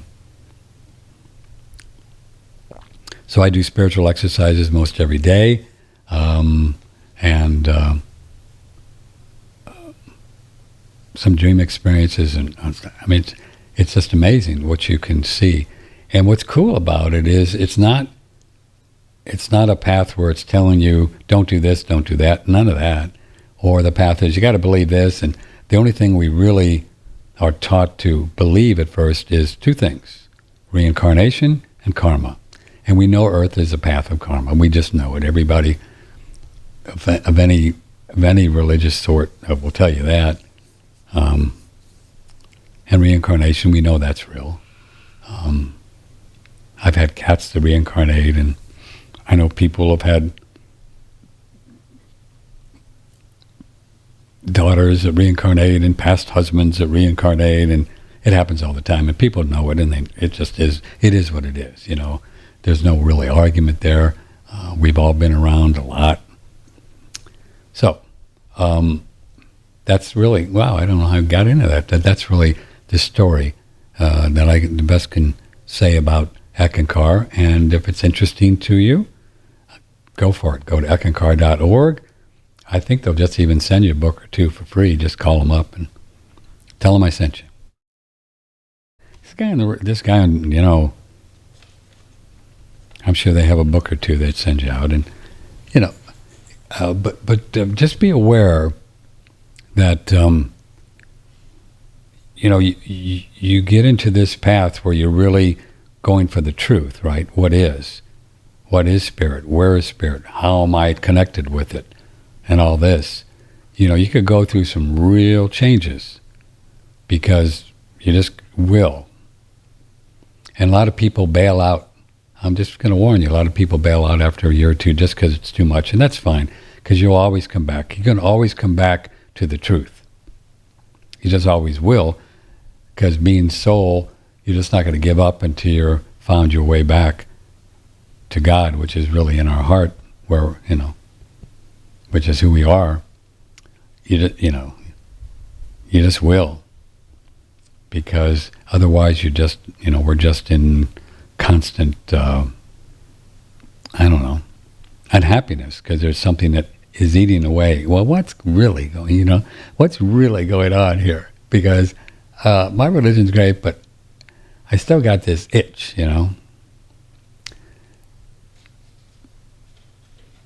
It's the way it works. So the website is eckankar.org. This is OneRadioNetwork.com. My name is Patrick Timpone. Nice to have you here. It is the 17th of September. Wow, I'm due for a couple commercials. What am I going to do? Oh, this is a good one. We know that these cell phone towers that we talk about and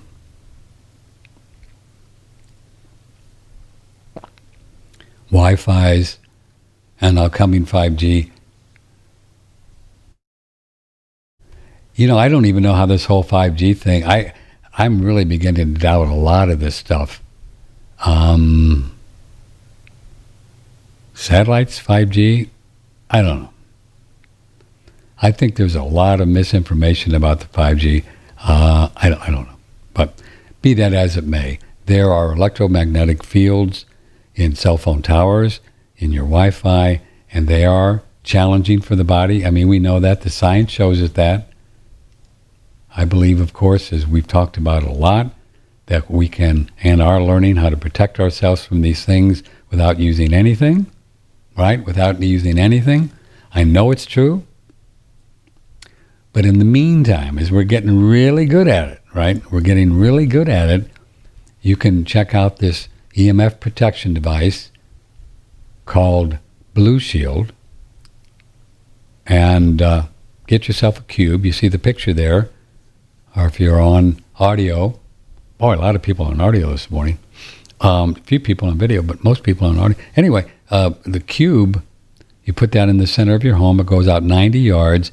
It actually works with your cells and your electromagnetic field in your body, and we're all electrical beings, to somehow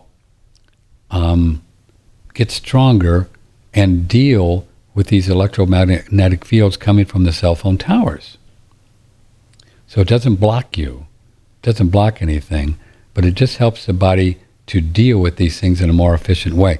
Because remember, they're just vibrations, right? They're just, you know, you can say, well, they're dangerous and they're this and they're that. Well, maybe so. But they're just a vibration. And to think that we can't, as soul, or even with some technology like this, right, protect ourselves, it's just, you know, it's just shallow thinking, in my opinion. I mean, if we can make ourselves sick and we can give ourselves cancer by what we think and believe, we can certainly protect ourselves by what we think and believe. I think it's as simple as just telling yourselves, okay, I might be exposed to some things, so deal with it. That's what I do. But, you know, you can do it any way you want. But I've got two of these. I've got one here. I have a lot of equipment. And I'm a kind of a guy of, trust in God and tie your camel, right? I mean, I'm not crazy. I mean, I'm crazy, but I'm going to do everything I can as I'm learning this soul-mind-body connection thing, because I'm no expert at it. I'm just learning like you are. I'm just out here on the razor's edge going, whoa, whoa, whoa. I don't put myself out as any expert or authority. You know that. I don't know what I'm doing. I just wake up every morning like you do and give it a go, baby. But I do know that the more that I really understand and believe and know about karma, and the nicer I am to people, the more that I do what I agree to do, the more that I trust Spirit, the Ek, trust Divine Spirit, trust my relationship with my teacher, and I talk to him like I talk to you. I just do. So it's so terrific to have your best friend right there who never gives you a hard time. See, I got back on Eckankar again. Trust me, folks, to have somebody that close, or that energy, or whatever it is, he, she, it, and all you got to do is say, man, I'd like to learn more about this, and boom, boom, you get it. Anyway, where was I? Oh, yeah, we were talking about Blue Shield. Well, okay, you know the Blue Shield thing. How about hydrogen? Do you know the sun is, that's what Santos Bacci said, the sun is totally hydrogen? Nothing but hydrogen? Hydrogen, 100%? Whoa. This is from a previous show with Dr. Mark Circus. So 3 months ago, a study that was published in Dove Press, brain metastasis completely disappear in non-small cell lung cancer using hydrogen gas inhalation. A case study done in China, a 44-year-old woman diagnosed with multiple metastases. What's a metastasis? It means it's spread. It's spreading. It's not just one tumor, she has multiple tumors. Uh-huh. The kind of case where there's no hope, doctors give up hope, complete remission using hydrogen gas. Really? In terms of brain cancer, and of course in my hydrogen book, which people can download from my site, quite a bit of information about using hydrogen for cancer and the many reasons and studies that lead up to that. But this study that I'm talking about today, it's like taking a 2x4 and smashing it over the sign of modern oncology. Like, wake up, boys. Here's something simple, something you should be doing anyway, that happens to help people with the worst forms of cancer, almost doomed to die. If these studies on breathing hydrogen gas in cancer cells are accurate, imagine the possibilities of what this technology can do for you and I when we breathe it and drink the water. Peer-reviewed studies have shown it's the best antioxidant known to man. What exactly is it doing? I have no idea. We have the AquaCure Brown's gas hydrogen machine. We think the best one out there, created by George Wiseman.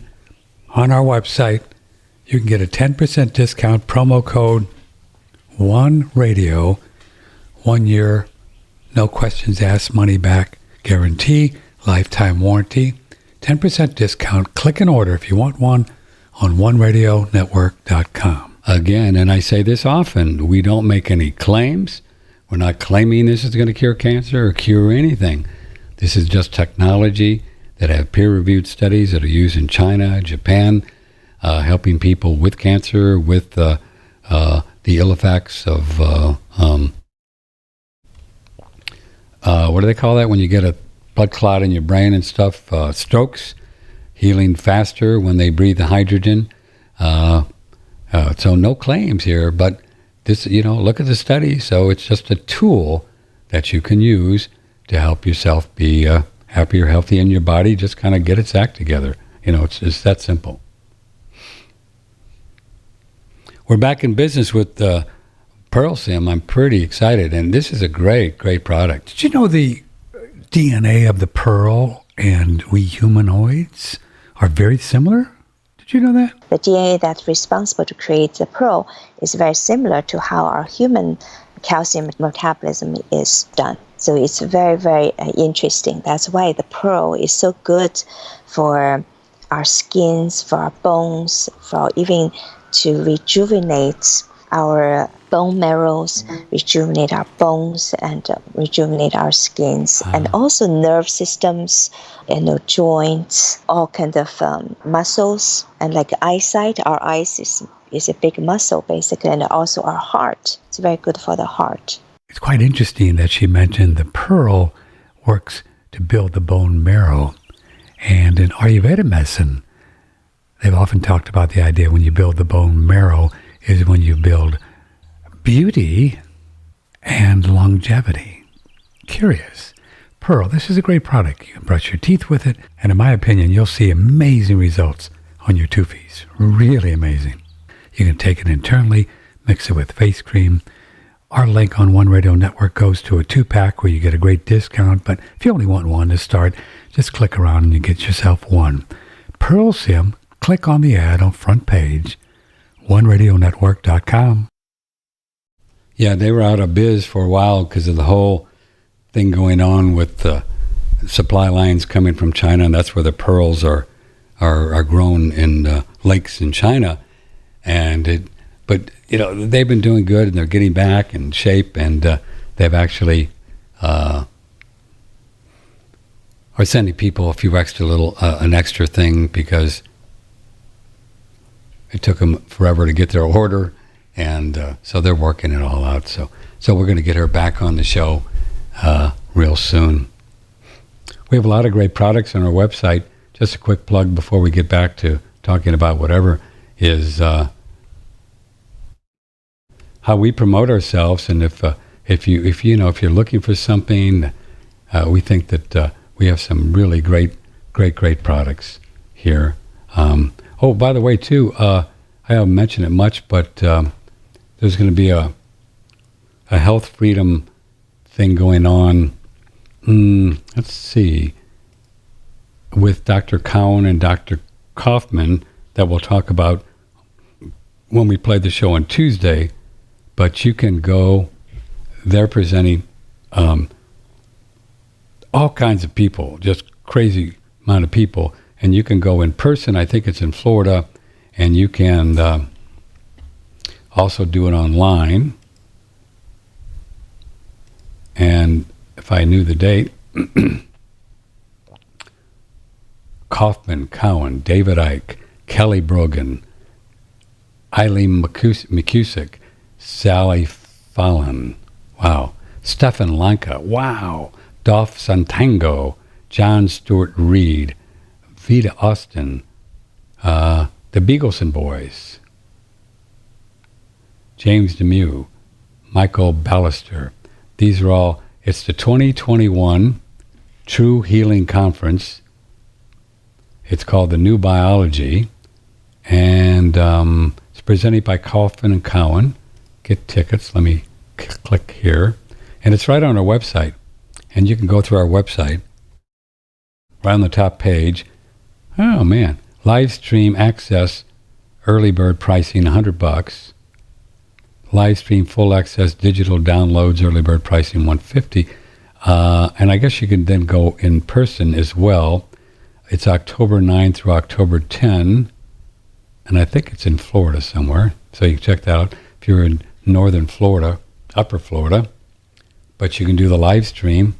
I'm going to do it, man. They got some great people for $100. Then I don't know what the extra is. We'll find out. We'll find out what all the digital stuff is. But this is right on the front page.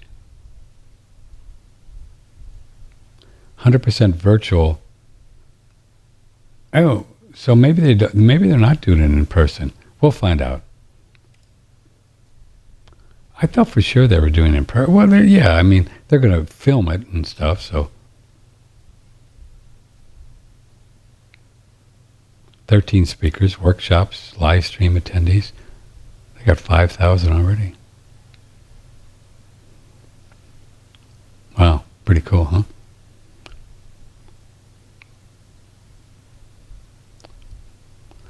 Oh, free virtual, I don't know. Well, go on there and nose around, see what you want to do. And that's right on our front page.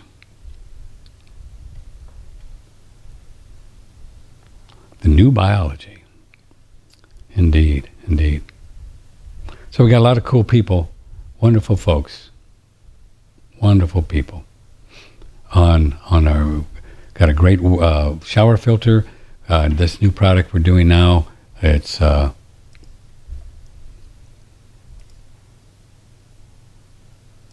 that doesn't work. Oh, there it is. BioAge. I've been taking like 10 of these BioAge a day. Don't it look cute?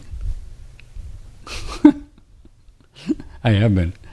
BioAge is a great product. We're selling BioAge. It's on our website. Man. AquaCure, sulfur, of course.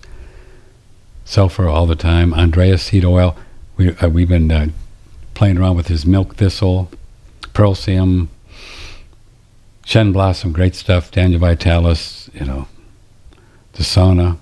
I don't get a chance to mention most of these things. I do. The aloe, I just bought 4 half gallons of aloe. I've been drinking a lot of aloe lately too.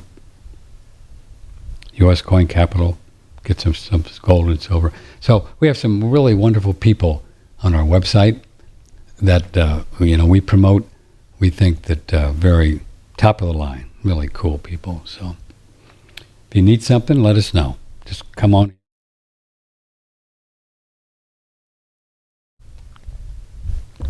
Just go on our website and party down. Okay. Okay.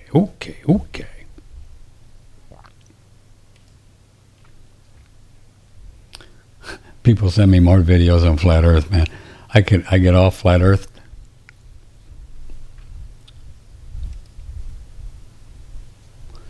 Will they be getting the Holostrol for blood pressure back in stock? That's the best stuff ever. Really? Yeah, I had never used it. So you tried it and then your blood pressure went down, or you know people? Yeah, I suspect so. You can write Marvin right there through the website and ask them, but I believe they'll probably will.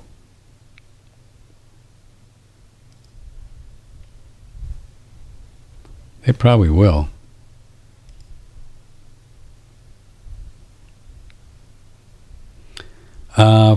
This is that same fellow that keeps whining about how crazy I am. I'm done with him for a while.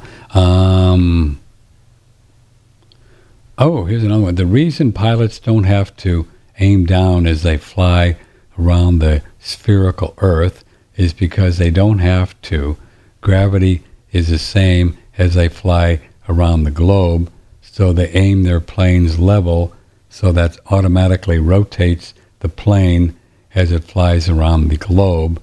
The globe Earth is huge compared to the size of the plane, so it seems like the Earth is a flat from our human perspective.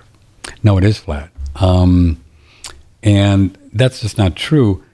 The globalists say that the atmosphere, like this fellow is arguing, is hooked to the Earth, which is crazy, and that's the reason why pilots don't have to.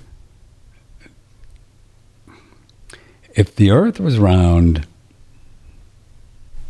and pilots flying across the ocean, they would have to constantly, depending on which way they were going, move the nose of the plane so the gyroscope, which is necessary, always there to try to keep them level, they would have to. Now, this fellow and other globalists contend that the atmosphere that the plane is flying in is hooked to the Earth and the gravity and the whole thing. There is no gravity. Zero, nada. Check it out. Einstein is one of the main dudes that came up with gravity, and it just ain't happening.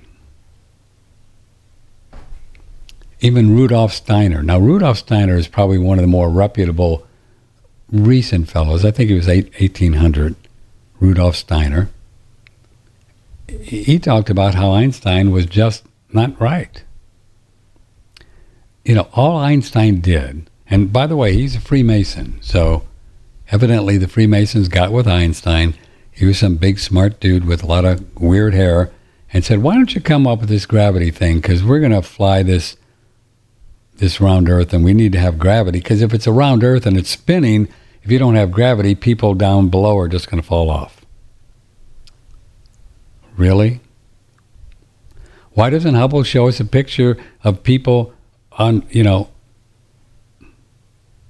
Australia down below and show us a picture of people driving their cars upside down? Please. The whole thing just stinks. The whole thing just doesn't make sense.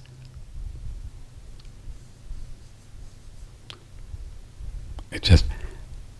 Einstein, all he did was put up, we talked about it, he just puts up 2 blackboards full of mathematical equations and said, okay, you see, there you are, gravity.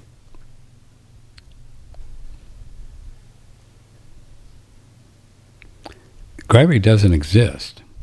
You don't need to. On a flat plane, you can only jump so high because that's all you can jump, or you can put some fire under a thing and call it a rocket and go so high, and only so high. Or you can put helium in a balloon and go up. No gravity. I mean, just think about it. You really think that Earth could be spinning 1,000 miles on an axis going around the sun at 666,666 feet?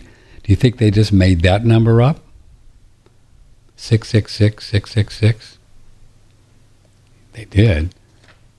And then the whole Milky Way is going around in this whole thing like they say it does, which it doesn't.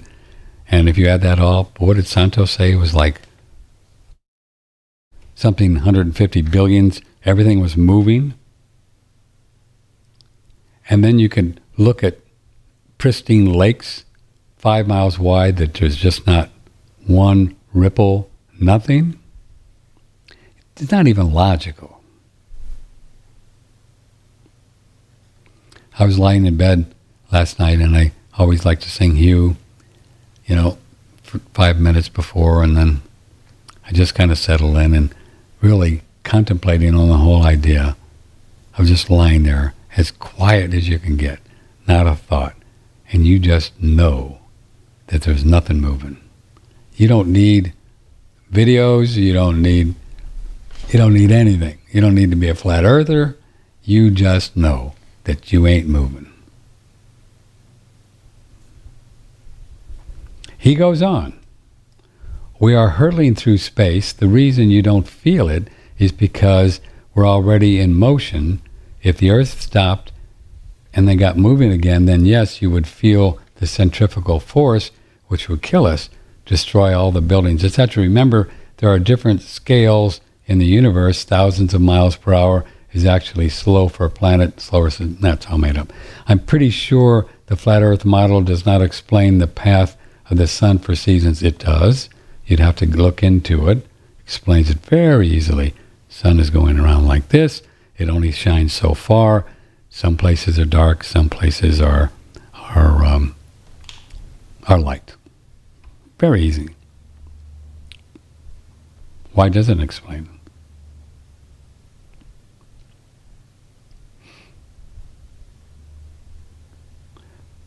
it? A spherical Earth makes perfect logical sense, really, for everything we observe. Since it makes perfect logical sense, then that seems to be probably correct. Flat Earthers need to read the introductory astronomy book, which will prove to you how they figured this all out, that Earth is a sphere, instead of just watching online videos of people that are uneducated, really. I do appreciate that Patrick and others questioning everything, though. That's great, to questioning everything. Yeah. So I think you should question it too, because you're making all your assumptions on logical, and the only logical proof, with all due respect, sir, that you have that Earth is a sphere is pictures from NASA that are paintings, computer generated. That's all you got. You can see videos of the horizon from way high, and the horizon rises as you do. The horizon just stays. You're even in an airplane, 40,000 feet. The horizon is right there when you look out. Why is that? If the Earth was curved, you'd have to look down to see the horizon. The logic is so strong for a flat plane. The logic. There's nothing logical about a sphere thing. Every so-called picture, and there are a few pictures from NASA that show some kind of a curved thing of Earth, they're all with fisheye lenses, every one of them. They've proven it. Fisheye lens will make it go like that.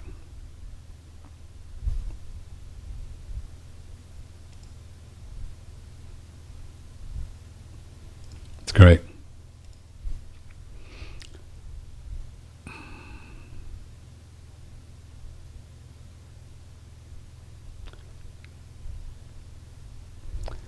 Really appreciate your show, and I'm just fascinated by the journey you took to going through your sciatica. I live in West Texas, and I've been dealing with sciatica and Motrin and all that. Yeah, I'm pretty much a sciatica expert because I've been through it twice. And from my perspective,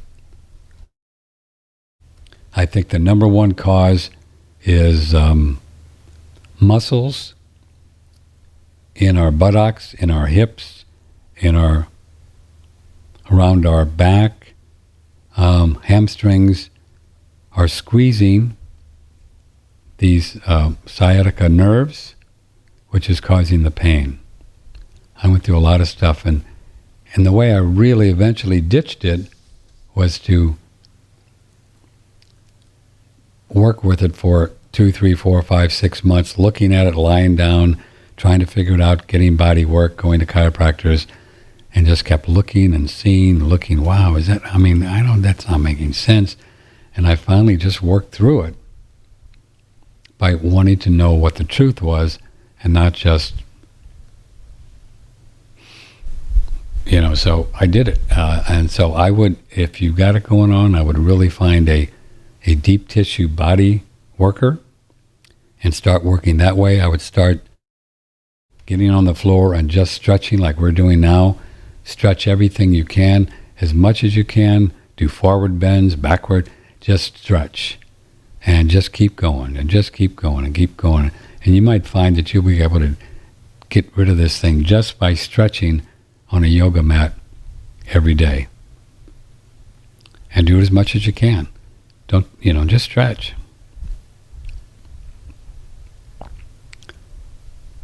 I've been stretching now, February, March, April, May, June, July, August. Wow. Going on 8 months, right? Full 8 months.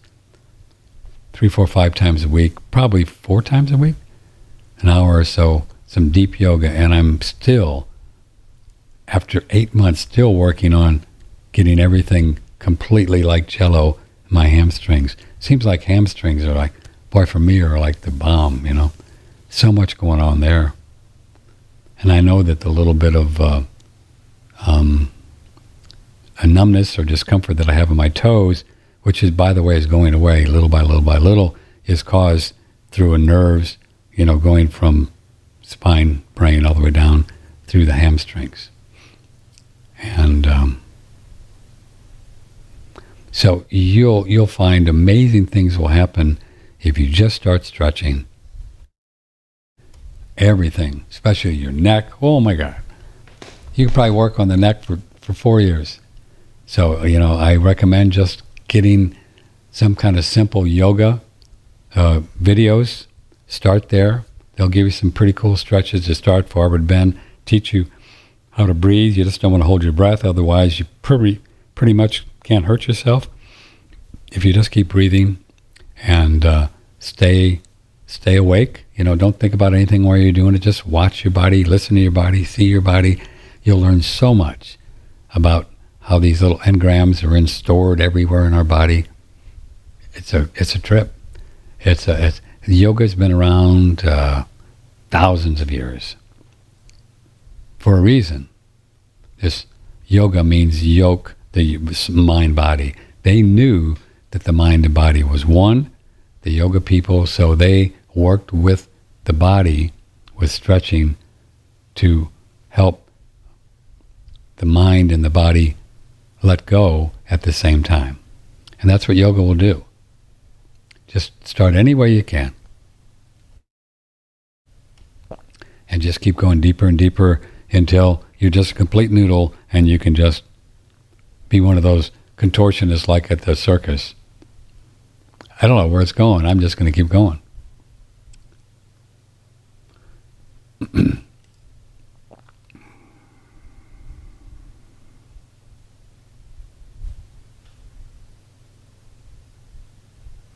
This from Drew. Had been searching around, doing research, and came across your radio show. I'm digging your work and hope to look more into your work that you do. May the spirit that dwell before you be with you. Godspeed. Well, aren't you just a nice fellow? How does... Oh, this is the same guy. No, it's different. Different. Somebody asked this before. How does the Earth being in a snow globe make us more spiritual? Well, I just think that knowing the truth of where we are, just like knowing the truth of who we are, is enlightening. It's freeing. It's a big deal. I mean, I really had a profound experience. Well, I don't even know how long it's been, but the moment I was watching these videos that I'll send you if you'd like to get one, just email me. And there was just a moment, and it may be 3-4 weeks ago, whatever. And I go, man, we really are not moving. It was just one of those moments. I'll always remember it. And I turned off the video, and I didn't sleep much for the next week. I was just so enamored and enthralled by the knowingness that I had. It wasn't some illusion thing, just, people think you're crazy and you're just in a fantasy world. They don't know what they're talking about. I know the difference between a fantasy world and truth. Trust me. And it was really profound.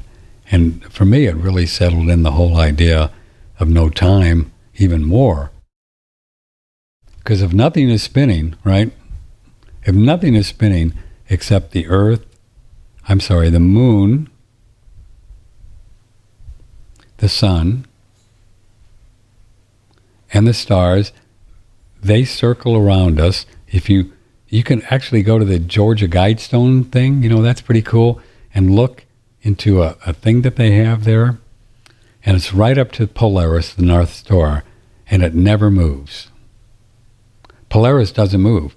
The entire solar system moves around Polaris. And you notice that all the stars, after 1 year, calendar year that people make up, they just came up with this time and space, because it does move. So there's time and space up there. But I think it's all under the firmament, all these stars. They move. The Earth doesn't move. Stars move around it. They can prove it. You can see it. I mean, think about it. If we were hurtling through space, 666, 666, around the sun, and then the Milky Way was supposedly doing this big dance, like they claim, at a billion miles an hour, and spinning on axis, and then after 1 year, the stars in the exact same position where they were a year ago. Really? Polaris never moves. The North Star doesn't move. So, to answer your question, I mean, I think as we wake up and we get aha moments like who we are and why we are and what we're doing, I think it gives you spiritual strength to know that, first of all, there's no time, so you have a lot more time to become more spiritual, so that's a plus, right? You don't have to age because there's no time. The body's not going to age, I've talked about this. You're just not gonna, unless we think there's time. So you can let go of the whole idea of how old you are, because you're not. There's no time. It's just made up. Oh, well, but I you were born in 1964, really, and so you're really? Did any time pass between 1964 and 2021? Did any time pass? Earth didn't move around the sun. Nothing happened. Stars moved. You can be as old as you want. Make up a number. What does it matter? It's just made up. Make it up. Just made up. This is Gwen from Oregon. Thank you for what you do. You present a variety of people, ideas, and philosophies. This provides the expansion of my personal thought process. Without you, this might never happen. Well, sure it would. There'd be somebody else.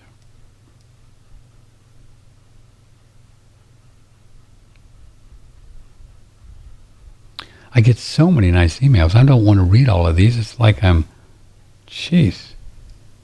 I mean, you people are so sweet. How's your book coming along? Yeah, the book is like, well, obviously it's just changing all the time. I mean, I don't know.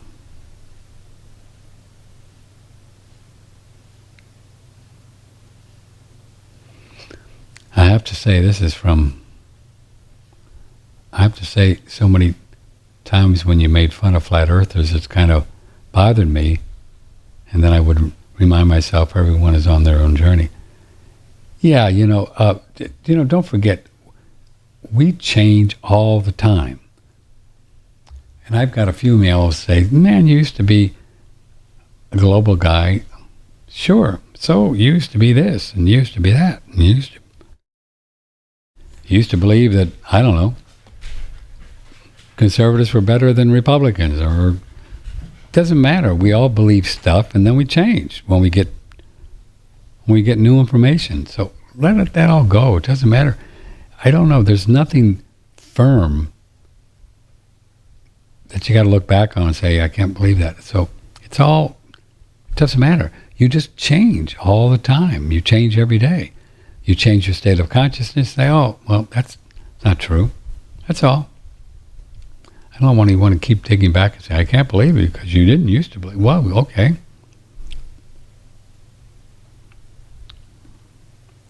There's no back, There's just no back. And there's just no forward. There's no future and there's no past. So when you think you want to think back about the way you were 10 years ago, that's just an illusion. You are what you are now. And you can be whatever way you want now. What do you want to be?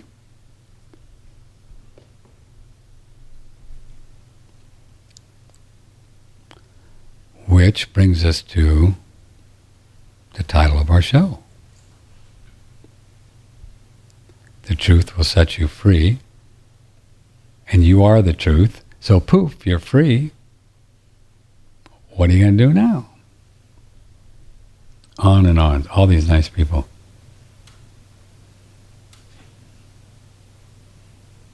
I won't read all these right now.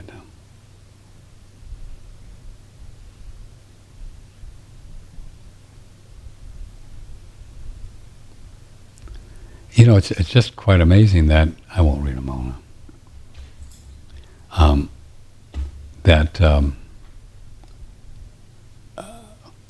For what it's worth, the percentage of people that are sending me emails from around the world saying, you go, boy, go get them. It's about time. Where you been? On the flat earth thing, is like 90% positive. Don't you think that's interesting? 90%. Maybe 95%. Very few think you're crazy. And, that's, who cares? But isn't that interesting? I remember when, what was it, in I don't even know, 2016, 2015, we're doing a lot of shows every week with Andrew Goss. Oh, yeah. And it was all about, Trump and Hillary. And Andrew was really quite conservative. And me too. And I'm a libertarian, really, if I had to put a name on me. And so we were really kind of rooting for Trump and talking about how he would be a better choice for the country. We lost a lot of people over that. I mean, it never really hurt us financially. Spirit took care of us, but we really did. There was we lost it. We took a big hit by taking a stand on being, we thought Trump would be a better choice than Hillary. And obviously, looking back, my God, what these globalists are doing now. And Hillary's a globalist. She is, and so is Biden, and the people controlling Biden, and they're globalists, and they're doing everything they can to bring in this one world government and this great Green New Deal and the whole thing, man. That's their whole Their whole mission in life is to have a one-world government out of Klaus Schwab, and they're controlling Biden. Whew. That's what this whole vaccine thing is about. They just want to kill a bunch of people, and now he's going to go back and get all involved in the UN, and this guy's dangerous, you know. He's dangerous.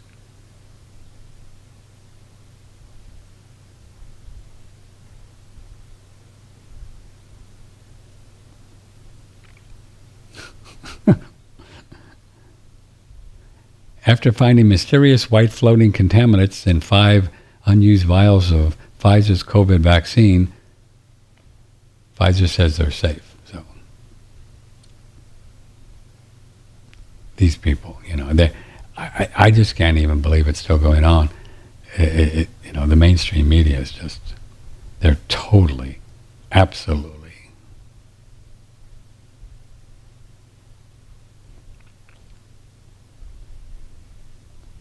Prices are rising. They're just creating money. Biden's closing XL pipeline.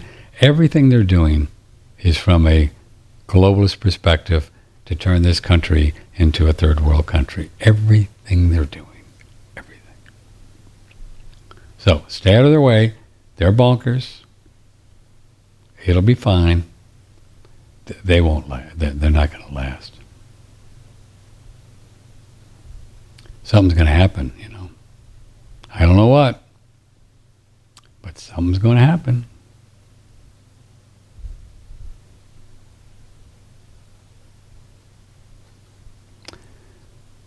Yep. So just pay your taxes, stay out of the way, you'll be fine. That's all I can say.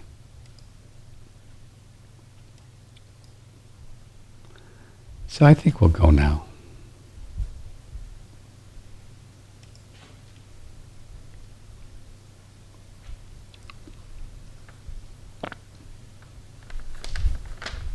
We covered all?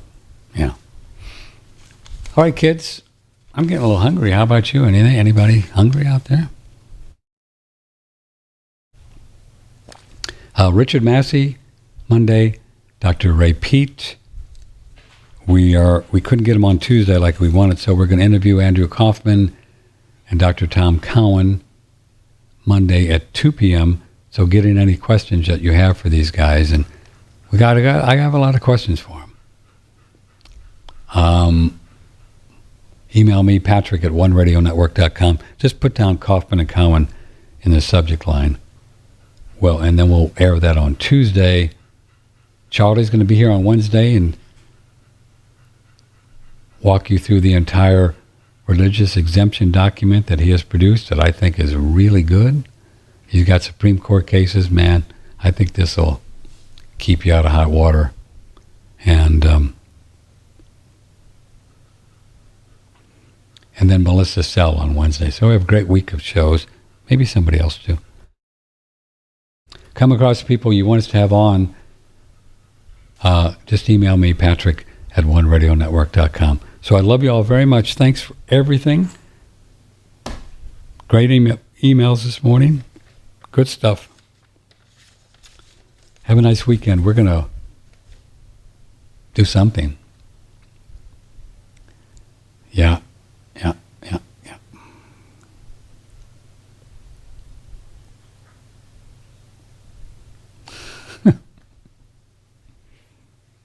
That's great.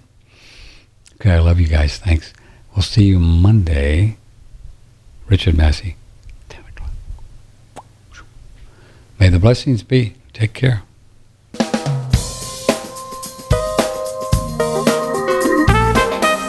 Broadcasting from the beautiful Hill Country in Texas, this is OneRadioNetwork.com.